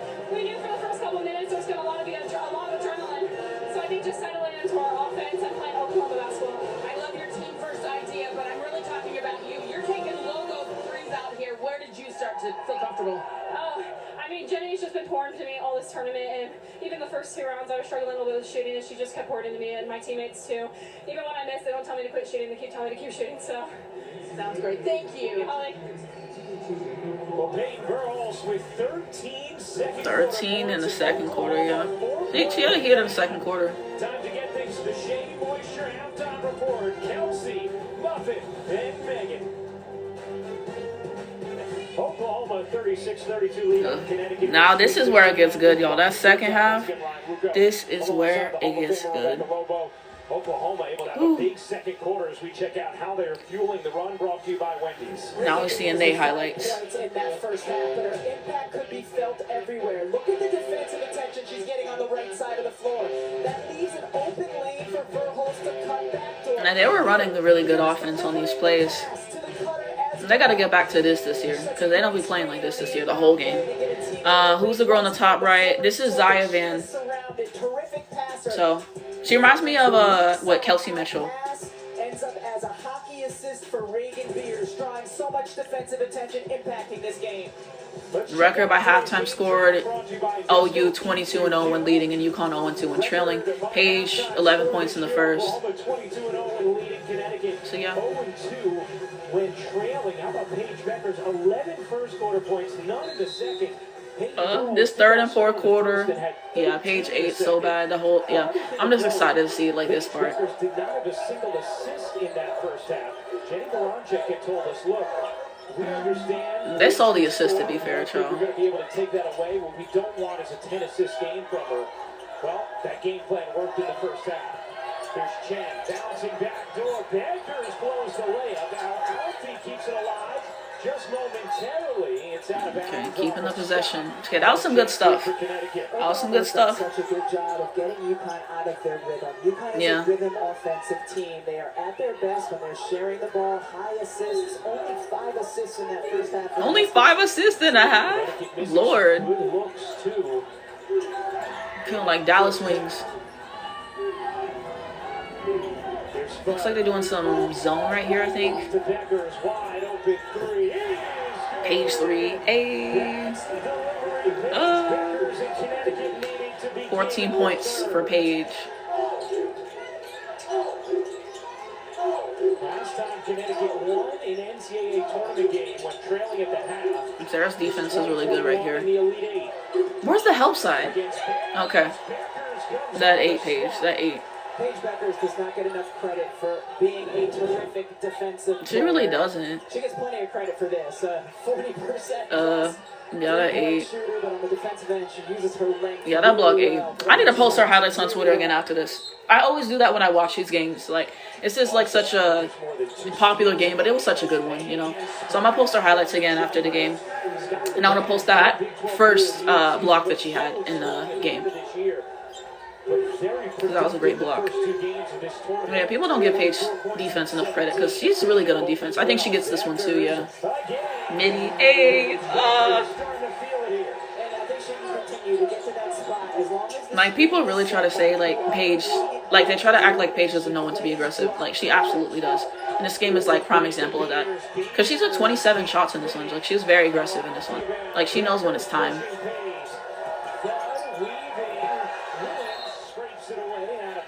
Keeping the possession. Thank you. The replay. That's screen 8. Thank you. Yeah. Like, I really appreciate a good screen. Like I said, it's a very unselfish thing to do, to set a screen. And I just miss good screens consistently. That was good defense by Reagan Beers. That was a good pass to Paige. Passed it back, and then she's driving, and she got the layup. She got the layup. So now Connecticut's back in front, starting to get the momentum.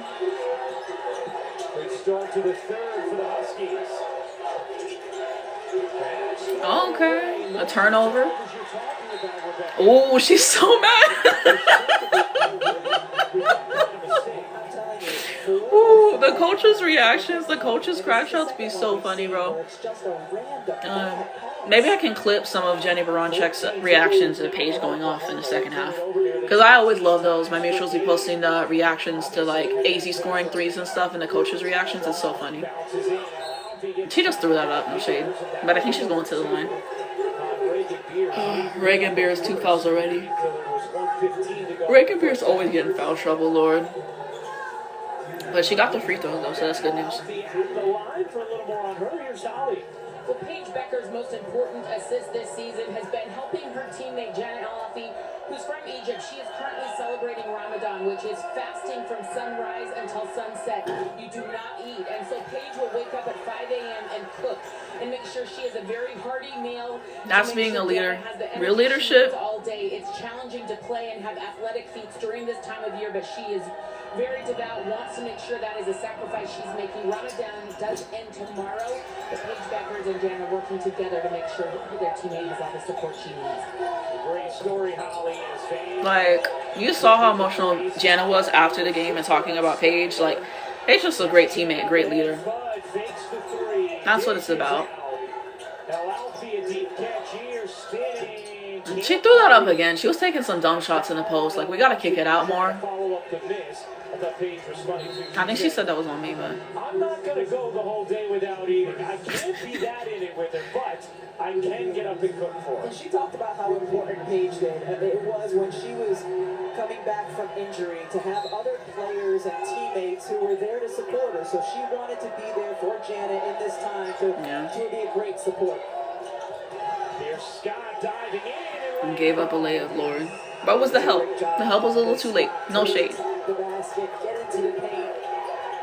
I think. Yeah. I knew that was another three. 19 points, 3 or 4 3-pointers made. Oh, and we still have, what, 21 points to go. It's Demon. now at 11 in the first, didn't score in the second, has 8 already in the third. Knocked away, then Jen lost it herself. Skylar Van gets tied up. Tie up. That was good by Sarah. What's your favorite Paige game? I think like at UConn, but yeah, that 3-8. Exactly. You see that? I think my favorite Paige game is probably NC State. From college, the Elite Eight one, when she had, 12 points in regulation, 15 in overtime. That was just such a clutch performance, and that's a really, really, really good game. So it's probably that's my favorite college game all time. It's probably my favorite Paige one. I think also taking into account these games, I like to take into account the stakes, and who they're playing, the entertainment of the game, like outside what she's doing. You know, like obviously, like it's important, but like what are the other factors? How did everyone else play? Who are they playing? And all that other stuff. So I think for me, like with the stakes and everything, that's my favorite Paige UConn game. But I don't know, I have a whole list written out. I just want to rewatch every single game. But bro, here you go. Don't be scamming people on live. This is not what we're here for. I hate when people do that. It's a good pass, but now AZ layup. Thank you. AZ Flood 8 points. Here's Dan. To her sister. They have such an age gap. They never got to play together in their youth. Here in college, playing together for the very first time in just this season. As Skylar Van will graduate. Oh, wait. Oh, yeah, I love this one. Yup. The layup to Caitlin Chen. Yeah, this 8. It's one of my favorite Paige defensive plays. I love that play. So good, just snatched it right out of her hands, and it's an assist too, defense to offense. One of my favorites. I don't know. I'd have to think about like my top 10 Paige plays all time, or maybe I could do for the year. But there was a lot of good plays that she's made, obviously, and I haven't even seen all of them. I haven't watched every single game. I've watched a lot, but yeah. Okay, I think I know this one. Yeah. Yup, another midi for Paige. Girl, do you see the Sarah Strong hate on Twitter? LMAO. Yeah, I saw that. I thought that was dumb, obviously. But, I mean, nothing new. It's just, I don't know. People just hate UConn. People just hate UConn. They're so weird. But, oh well. We know the kind of player Sarah Strong is. Yeah, that midi 8. Oh, yeah, that's when she got happy through the set. Come on. Exactly. That's I think, what this photo's from. That's the gen. Yeah, but I turned that into a gift too. It said, we sure do, yeah. Like, Sarah Strong is just elite. Like, I don't care. Like, at the end of the day, what's the most important thing is winning that March Madness tournament, which I have all the confidence in the world that we'll do. And so yeah, like it is what it is. We got bigger goals, but trying to discredit Sarah Strong. Like we know hungry. She's elite. I'm sorry. People don't know ball on Twitter. They really don't. Woke up today saying, I feel great. I thought it was game day. She's ready to play. She went through practice. Her eye is fine. I did hear her on the bench last night saying, I can't see anything. So it was concerning, but the good news is one night's sleep, she is healed and ready to go. My favorite Holly Rose sideline report, perhaps ever, was yesterday when she said that Flau'jae told the trainer, can you just tape my eye open? Not an option anatomically.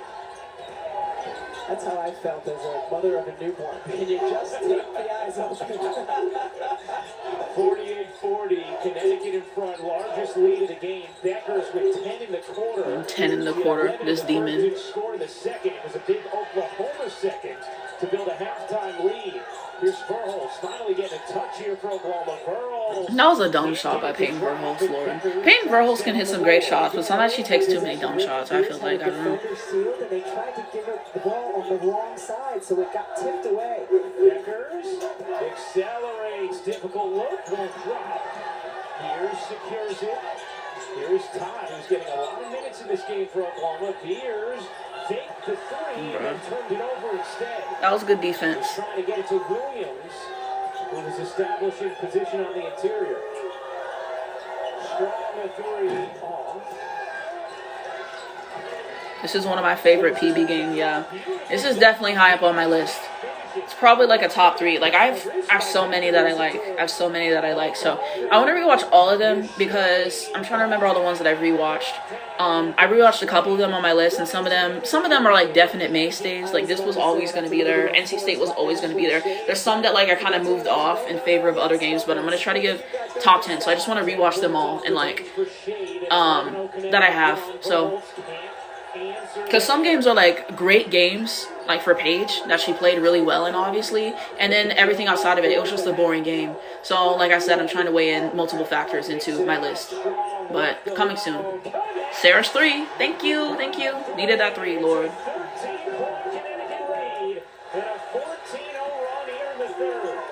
14-0 run. And they're really locked in the third quarter.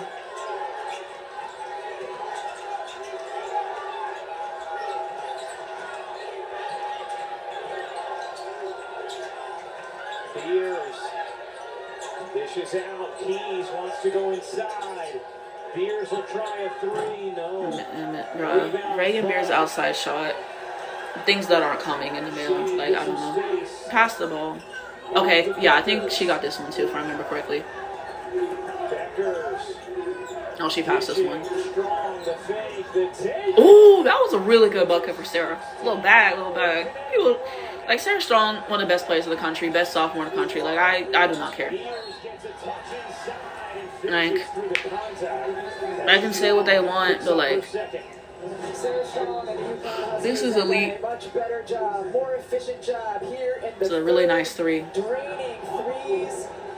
still to come. Kiki Iriapin. And how about Aoka Lee, Kansas State, USC. Who was playing? So I'm watching the old UConn versus Oklahoma game. This is the Sweet 16. So that's what I'm watching. I think we're in the third quarter right now. But now they're doing some Paige highlights. Leaving Paige wide open, tears. You cannot leave Paige open from the 3. You cannot go into the 3. Midi T, thank you. Another 3. T, thank you. Oh yeah. Then the replay of that steal. And then yeah. One of my favorite Paige plays all time. One of my favorites. But yeah. Every time I go live, I always, like when I do these, I rewatch old games with y'all. So like I said, y'all can give me suggestions for what y'all want me to do for the next one. And I do watch games in real time with y'all. I've done some UConn games. And I have also done like some Breeze games and everything. So I do watch live games with y'all. And I will be going live tomorrow for the 1v1 tournament. I might go live for the UConn game too. I'm trying to figure out how I want to do everything. I'm really trying to think about it. But yeah, it'll be I'll be live tomorrow. So if you're new, I hope to see you tomorrow. But They can push that button or flip that switch. For Paige Beckers, it feels like later this season, Well, Paige, Gino have figured it out, and it's made a big difference for you. Well, I think Coach Orlando would argue that he figured it out a long time ago. Paige finally has, but you saw a lot throughout the course of the Big East tournament. Anytime the team made a run, Paige would just look to score and set the tide. KK Arnold into the game for Connecticut. AZ Fun told us no one can stop Paige when she's in one of those zones, and she said we need a nickname for it. Here's Deckers. Deckers looking to take Scott. Back iron and off that time for Deckers. And Liz Scott the rebound for Oklahoma. Another 2 minutes to go in the third of this Sweet 16 matchup. Scott buries the three. And Oklahoma. 46-55. Now it's a 9. So now it's just a 9-point lead. Todd left alone. Couldn't connect. Williams the rebound. An opportunity for the Sooners to come a little closer. That was a really good steal by AZ. Did they say 18th turnover? Lord, 18 turnovers is crazy.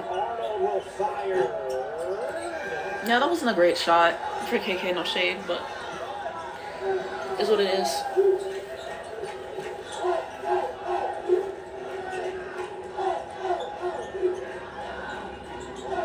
That was a terrible pass, bro. They just turning the ball over like it's candy, Lord. And Paige got bumps, but she still got it back. You see, Paige still got it back. Paige got handles for real, y'all. Like, she really does. A lot of these point guards don't have handles, if we're going to keep it a buck. You have to have handles in general, but especially as a point guard. Like, being a point guard with no handles, like, it just, you're going to get exposed if you got handles or not, you know? 21 points, 5 rebounds. Great post entry to AZ. Gets it to Ashlyn. Got the layup. Good play, good play. Just a little flex cut action where you get the baseline screen, defender gets caught up, and Shade able to finish inside. She certainly plays bigger than her size. Okay, that was a great steal by AZ. AZ's defense is so good. Like, even though it wasn't AZ's best day shooting, I really like her defense in general. You guys know that. I'm really fond of AZ's defense. She's just such a good player. She's such a complete player. You see, like, her composure. That's like watching UConn. Ooh, he got mad at Ashlyn. He said, "Why would you do that?" Then she foul. Oh, ooh, he was mad, Lord. 21 turnovers and 19 made field goal, Lord. Okay. They're doing a replay. Oh, yeah. Yeah, it doesn't make sense. I get why he was mad on that. Ah! I forgot that's when she got hurt, Lord. That was insane. Don't like to see anybody get hurt. It's not good. But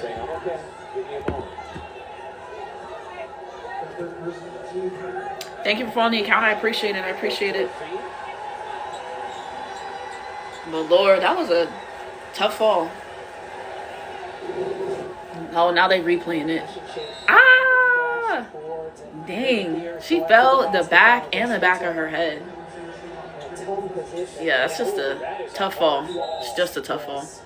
That is number 3 on Reagan Beers. Tough kid. She's one of those ones, if she needs a moment to get up, you know that she took a hard fall. KK with the ball, Lord. 8 turnovers in the quarter for Oklahoma, 9 for Connecticut. Shade drives it, bounces. Nice pass to Sarah. Nice pass. Like I told you, Ashlyn Shea can facilitate. She should just facilitate more. I think it takes less shots. But she can make some good passes. Like right in stride. Gino clapping. Now he happy. They really locked in that third quarter. Those first 2 quarters, ooh, it was not pretty, y'all. It was not pretty. Turned a 4-point halftime deficit into a 13-point lead after 3 moments ago. The Connecticut head coach with Holly Rowe.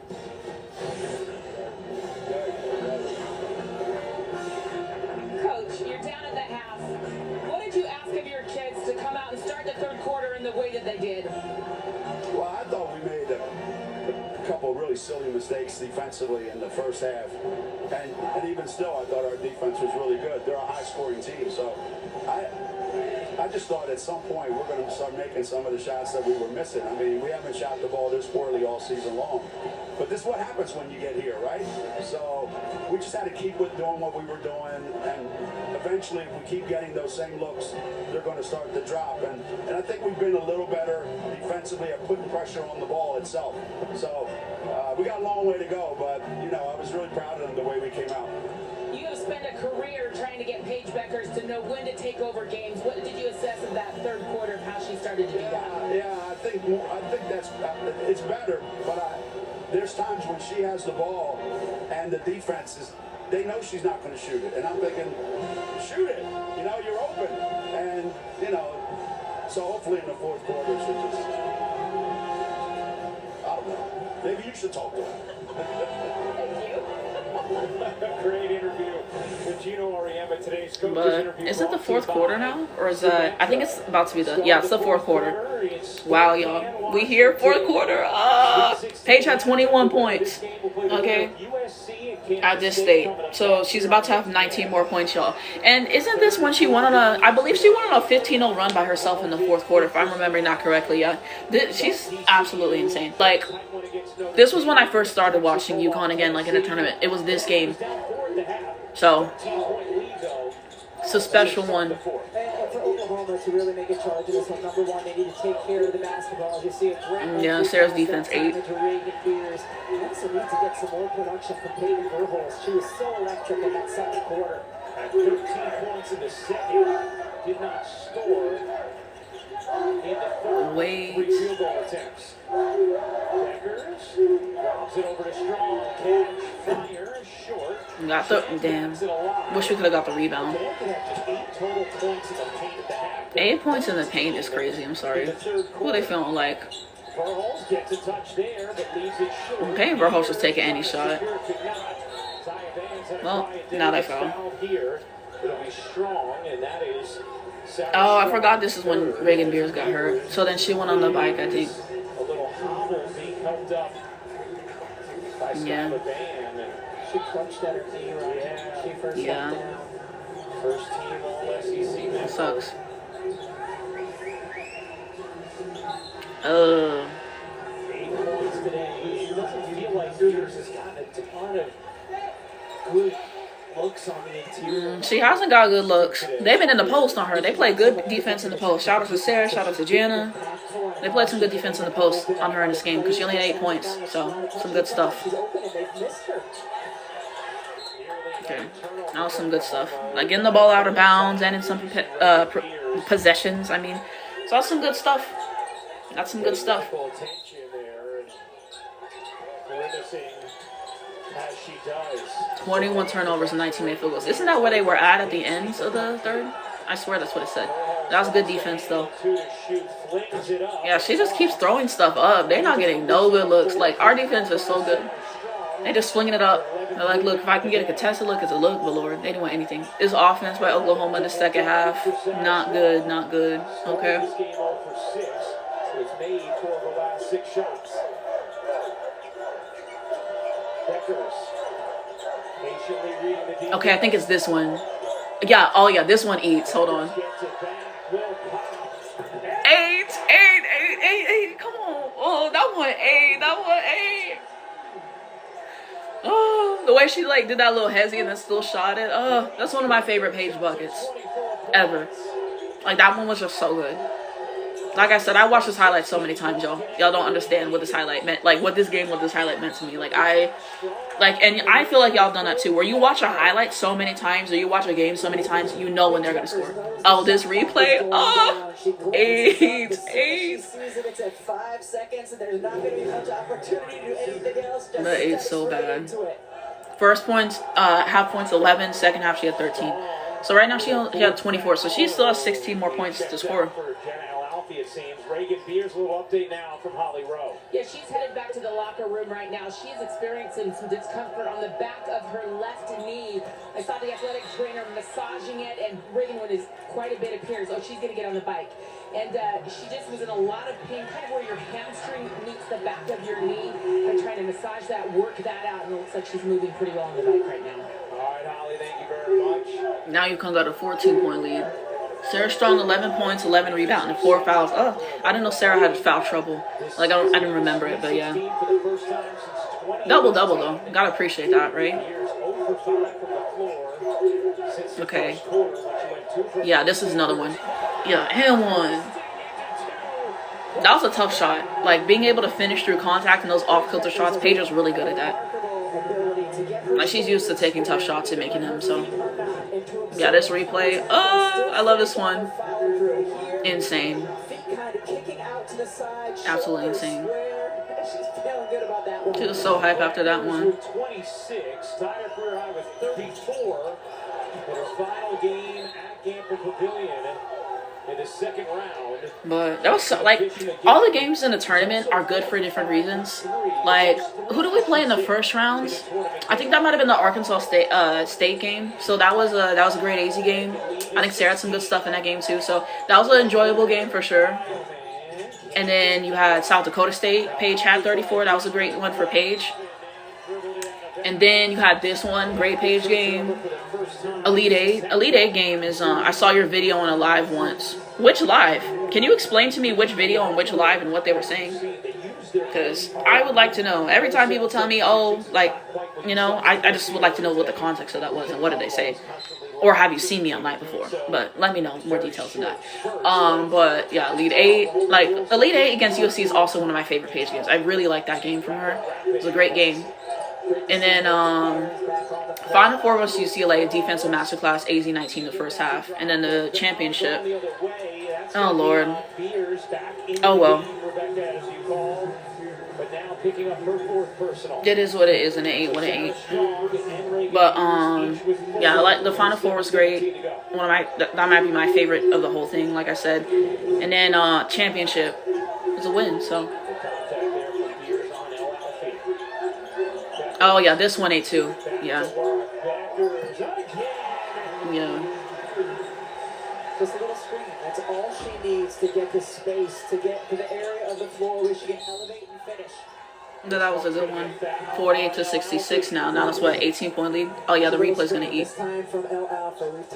Yeah. Jana's screens are so good. And like we need more of that. We need more of that in general. Like Jana's screens, she rebounds, she can make layups, like I said, like to see her make more of that and stay out of foul trouble, but she can play good defense too. I just think that she's really would be key for us in the tournament. I'm just hoping that Gino increases her minutes more as the season goes on and just give her more meaningful minutes. You need her to have reps with the starters. That was great. Bro, Paige with the block, yeah. Oh, I think she scores off of this one too. Sixth, yeah. With 25 points and 3 steals, most by any player in the last 25 years. Yeah. Here's Beckers using the screen. Beckers, another 30. Paige buckets. I remember the parts too. UConn can just set that middle ball screen over and over and over. They're taking anything. Gets fouled by Al-Alfi and will go to the line. But Paige Beckers told us it's a go-to for us. yeah. If we need a bucket, we know we can go to that middle ball screen, and it's going to get us a great look. And it really doesn't matter. But tell me what they said. Was it positive or was it negative? You can just say that. I don't need the full.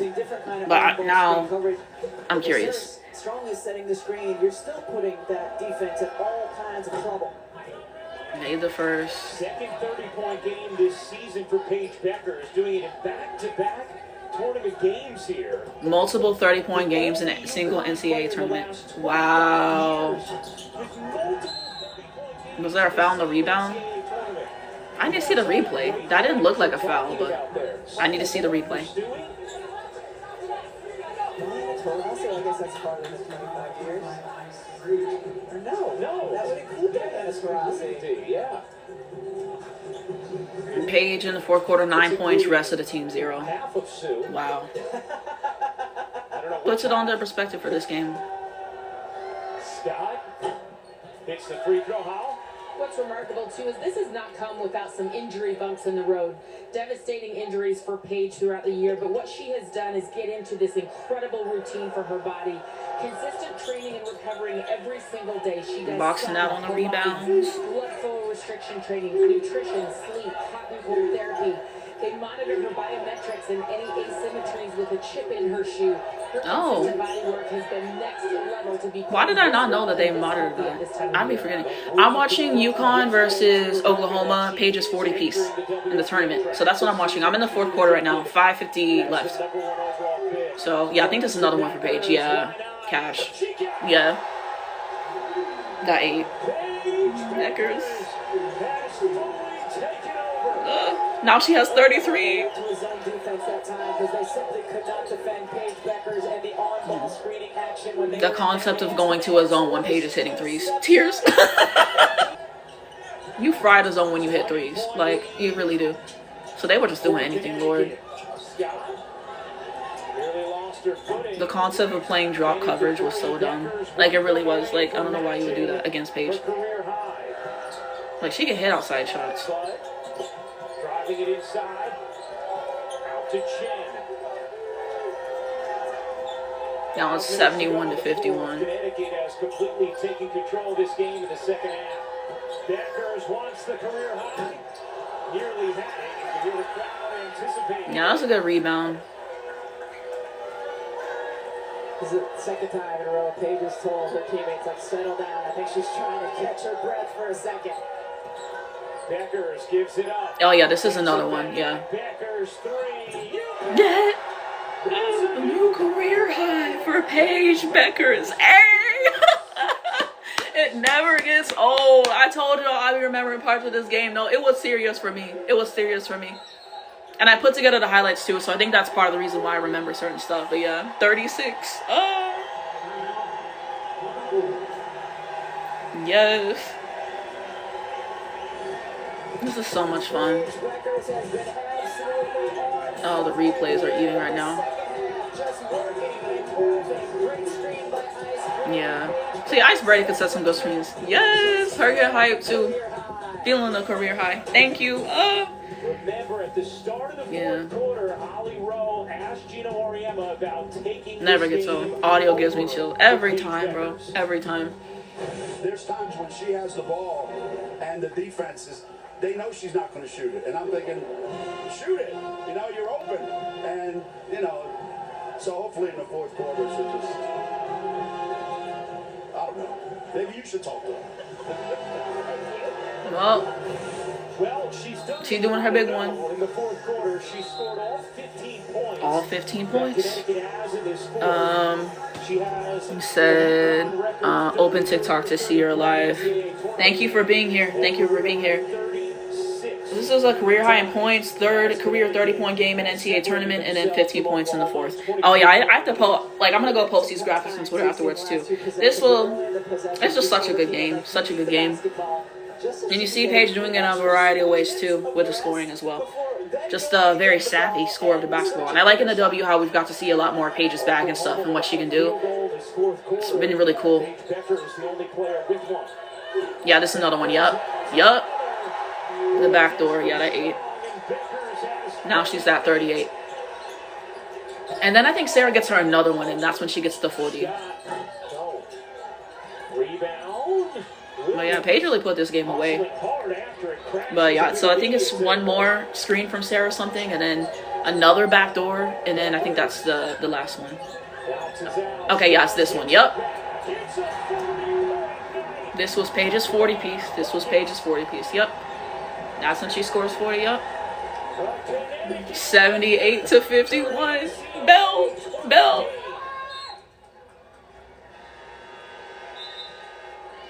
I think they were frustrated they couldn't get save the ball, but yeah, the replay, yeah, great pass from Sarah. Like, Sarah can really pass the ball well, and then another one, Sarah gets it back. Yeah, that 2-man game. I gotta find when they did the compilation of Sarah and Paige 2-man game, but it's so good. It's so good. Like, Paige with a good post. That's what we need. They said Sarasota, exactly. I really just love to watch her play. She makes it look so easy. The second half. They're strong at 3, short. But yeah, there's just so much things to appreciate about the game, and that's why I love talking about it, because like obviously scoring is important, but there's multiple ways you can score. You know, like the 3, the mid range, in the post and like multiple ways within that. And then defense, assists, like there's so many things. But yeah, he checked Paige out for the final time in this game right here. After 40 pieces secured, they're hyping her up. This demon. UConn tournament record. Lord. It ate so bad. This demon. Maybe 50 gets the high five from Gina.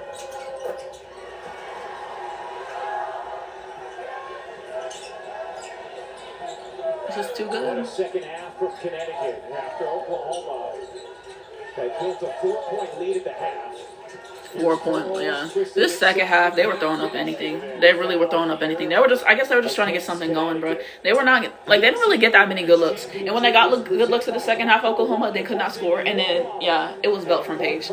Going to a zone after you got fried from 3. Tears. Lord. Sarah Strong fouls out. The freshman struggled. Dang, she fouled out. But found her way. As the action continued, finishes with 11 points, 11 rebounds, and 5 assists. 5 assists? You take it. First time she has fouled out this season. As Made the Pierce first. hits the free throw. Connecticut. Rebecca, how about a little bit on Oklahoma, the way that they have played this season? You knew this game was really over because then they started talking about Oklahoma and how they'll be back. This year, we'll see. They might only be touching that Sweet 16 again the way they're playing. No shade. They just lost to Vanderbilt. Like I told you, I didn't watch the full game. But, I don't know. I wonder what they're going to do next year. Exactly.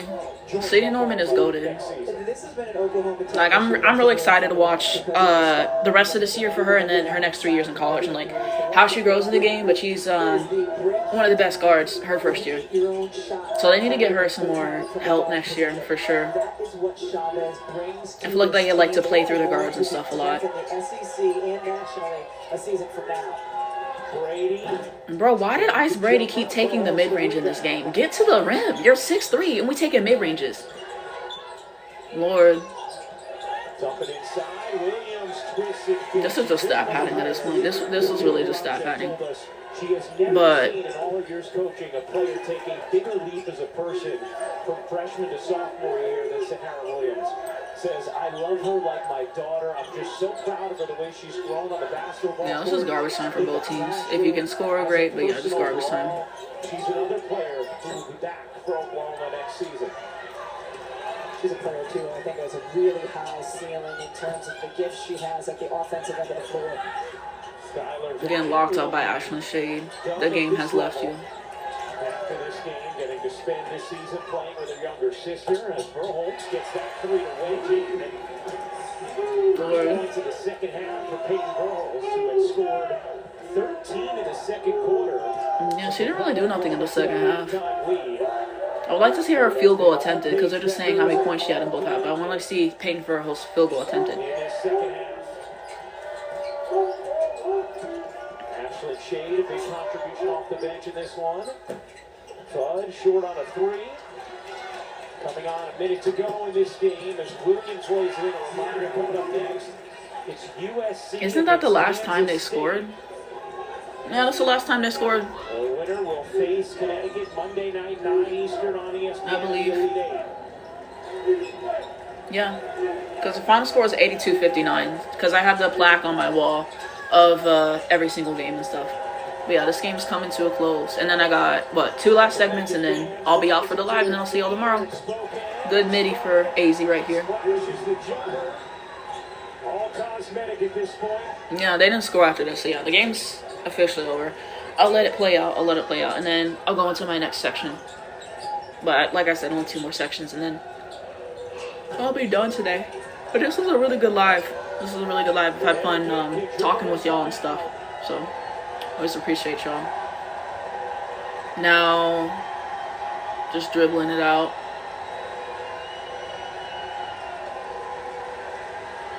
A career night from Paige Beckers and a trip back to the Elite. Period. Did we get an interview in this? Okay, so I think we get an interview. So I'll watch the interview. If we get a Paige interview, if we get a Gino interview, no shit, I'll probably turn it off because this is not what the fans wanted to see. But now they're doing the free throw line. Let me see if we get a Paige interview. Hold on. Okay, yeah, we do get a Paige interview. I'll watch the Paige interview again. An efficient performance from Paige Beckers. 12 of 16 in the second half, 29 points. Holly, an incredible performance from Paige Beckers. Paige, all of the legends that have played at UConn and worn this jersey, all of the greats of this game, you did something tonight that none have ever done. A career high 40 in the NCAA tournament, multiple 30-point games. What does it mean to be putting your name in the history books at a place so great? Really, it's not about me. Jana, Ice, Sarah, the way they protected the paint, this game was on them. They have a really good interior team. Reagan Beers, people posting up. They just protected the paint. They rebounded extremely well. They're extremely well rebounding team. They play extremely physical. So a huge shout out to them because we want to win this game without them. There was a point in the second quarter, things weren't going great. Gino was hard on you on the bench, particularly about your defense. How did you come back out, put that out of your mind, and really take over, be mentally tough? Yeah, just to have the next play mentality. Stuff in the past can't hurt us, and it can only make us better. As a team, we're trying to stay present and make sure that the possession we're in is the most important possession of the season. So you make mistakes, you try to learn from them. As a leader, you try to minimize those as much as possible. But as a team, we just try to capitalize and be better. You told us the other day that you feel like this team is peaking at the right time. What did that feel like against a really good Oklahoma team as you guys continue to peak? It felt not so great in the first half. It felt a lot better in the second half. We knew shots would fall. We thought we did well defensively, besides a couple of mental mistakes that we made as a team. I made individually.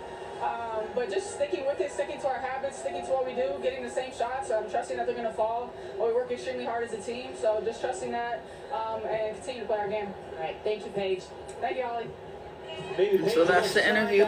Jersey that the fan traveled to. Oh, now they're showing the shot chart. See, I gotta post this too. But really great shot chart from this game too. But all the way, you know, getting shots in the paint. She hit what, 6 threes or something. So insane. Just remarkable. Connecticut headed to the Elite Eight for the 18th But time yeah, in the last 19 that's it seasons. for the game. That's it for the game. Okay, so I have 2 more segments to do. I have 2 more segments that I wanted to do.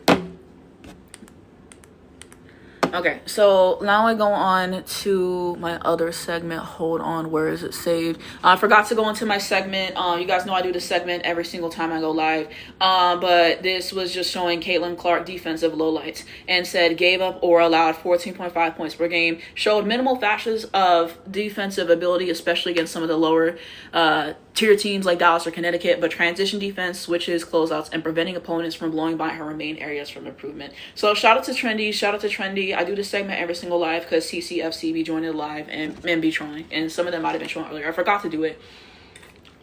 I usually do it before the games and stuff. But yeah, I was trying to find this one post I saw on Twitter, but people were arguing with Caitlin Clark FC, and somebody said, oh, show me Caitlin's ring. Y'all, why did they post the Big Ten championship ring?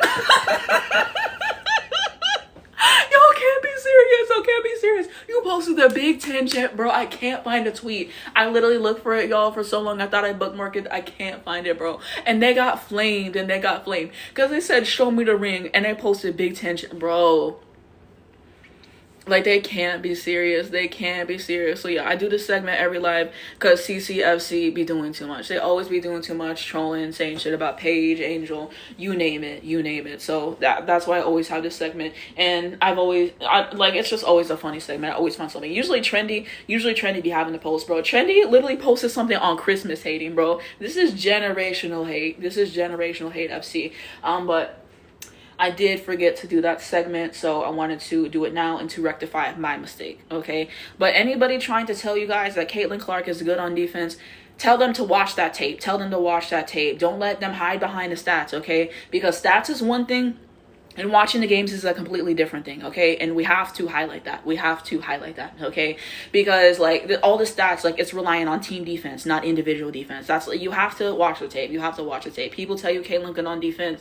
No, pull up this tweet. If you got Twitter, Trendy Hoop Stars, I believe is the app. Pull this up. Pull up the games to watch. She get beat on defense. Bro. Her defense is not good, bro. They be trying to tell me Paige not good on defense, bro. They be trying to say Caitlin's a better defender than Paige. No, Michael Jordan. Ask Caitlin Clark to be good on defense. No. Ask Caitlin to do something beside the 3. No, no, no.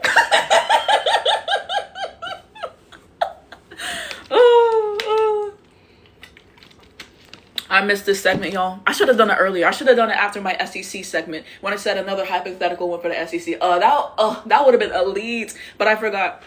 I got too distracted talking about the SEC. So that was that segment there.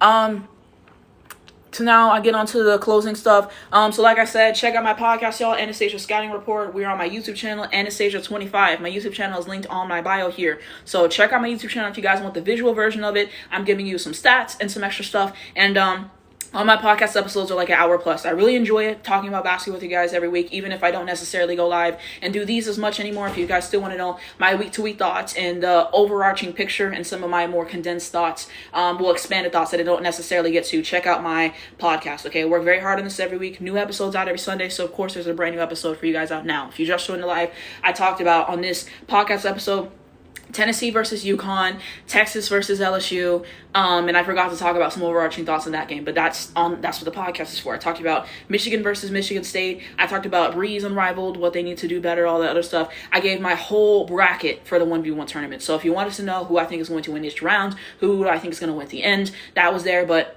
check out the podcast, y'all. So I did want to promote that. We are also on Spotify and we are on Apple Podcasts. Okay, so screenshot this, check out the podcast, leave a comment on YouTube, leave a comment or whatever, review the podcast. Let me know how you guys feel, segments y'all want me to add, games y'all want me to cover, your overall thoughts. Appreciate you, but that's the podcast. And then, again, taking an opportunity to promote my other socials again. So I do have an account for my podcast at Anastasia Scouting Report. Like I mentioned before, if you're new, they're not putting this account as much on For You page. I'm trying to contact support and get that sorted out so this account can go back on For You. So if you follow me afterwards and you wonder why you don't see my For You, because they basically said I was impersonating somebody. And I've been trying to get in contact with them and fix it, but they be using AI. So it's like really difficult right now. So I'm trying to get everything rectified with that. And so, I do cover all the games. I cover every single game Paige plays in, okay? I cover AZ games. So I cover a lot of different teams and stuff. So if you want to know my thoughts on most games, usually wait like an hour and then search my profile on here and then you'll be able to see my reviews. They also are all on my YouTube channel, Anastasia25. So all of my reviews, all of my videos on here, pretty much on there. Also, if you were late to the live and you're like, damn, I missed your whole reaction to Paige and her 40 piece, I will upload the live on YouTube. Probably tomorrow, or tonight at some time. I have to rewatch the entire thing, make sure that it's right, so I have to rewatch through that, but it will be on there. Every single live I've pretty much ever done is on there. My videos, the whole catalog's on there. Okay, so check it out. And so, yeah, with my podcast account, I forgot to talk about this. I am uploading some other reviews on here. So if you're wondering my thoughts on the UCLA game yesterday, you guys can check it out on that account. Okay, so I did upload that on there. And I'm uploading some other stuff. Because I don't know if I'm ever going to get back on For You with this. And so just trying to grow this to promote my podcast and trying to make some other videos and everything. And so push is coming to shove, basically. And so hopefully I get everything figured out. But I don't know how or when that's going to happen. So I have to do what's best, and I work really hard on these videos, and so it's disheartening that they're not getting out to you guys the way that I want. So I think that's part of the reason why I'm using it. So follow this account. I ask. Like I said, the YouTube channel, Anastasia25. I do have a Twitter account at the Anastasia25. You guys can follow me on the Twitter account as well, okay? I do live tweet the game sometimes and some other stuff. So I do have Twitter. My backup Twitter's in there too, so you can follow that. I have Instagram to post my videos on. It's the same ad as this, Anastasia250, so it's the exact same. And I do have Threads, Anastasia250_. So that's what my Instagram and Threads are. So that's all the places y'all can find me. If anything happens, I still want to find y'all and everything, and I love talking about basketball with you guys, but those are the other ways you can find me, and that's currently my situation. So I'll keep you guys updated. If I win my new appeal, if I get back on For You, well, you guys will see me on For You, so I'll make some videos. But I'm still going to do reviews on here because I really enjoy reviewing the games. I really enjoy going live and talking to you guys and connecting with y'all. And I just have a really big passion for women's basketball. So I still will make videos on here. I still will go live on here, of course. But, you know, check out the other account for stuff like that too. And so, like I said, I will be live tomorrow for the 1v1 tournament. Okay, so I will see you guys in live for that. Trying to decide if I want to do a 2-for-1 and go live for the UConn game, and then we transition into the 1v1 tournament. Or I just watch the UConn game on my own time, I review that, and then I catch everything else in the 1v1 tournament and do that. So I don't know what I want to do with that. I'm really going to have to think about that, but I'll make a video announcing what I'm going to do. But I will go live tomorrow, so I hope to see you guys there if you're brand new or older. I appreciate you. So yeah, I told you guys everything, where to find me and all that stuff. And so, yeah. check out all my other stuff. Check out all my other stuff because I appreciate y'all. But thank you guys so much for being here. First time in a while I've done one of these formal, organized lives. Had a really fun time talking to you guys. Thank you guys for being here, for answering questions, for asking me questions, and for interacting with each other, for sharing the live, for following the account if you're brand new, if you've been here before, if you've been rocking for me. I always notice the usernames, always appreciate that. If I didn't get to your comment, I do apologize. I tried to read everything, so if I didn't, that's on me. I apologize for that. And in the future, if I don't, just, re-comment it. But thank you guys for being here, for being so warm, 18.1K likes on the live, and just for everything you guys do for me, okay? Really enjoy talking about the game with you guys, a whole lot of passion for it, and just excited to keep making videos for you guys all around, keep reviewing games, keep finding a way to get better, iron sharpens iron, and going live. Okay, so like I said, see you guys tomorrow. Thank you for being here so much, and, we talk soon. The live will be on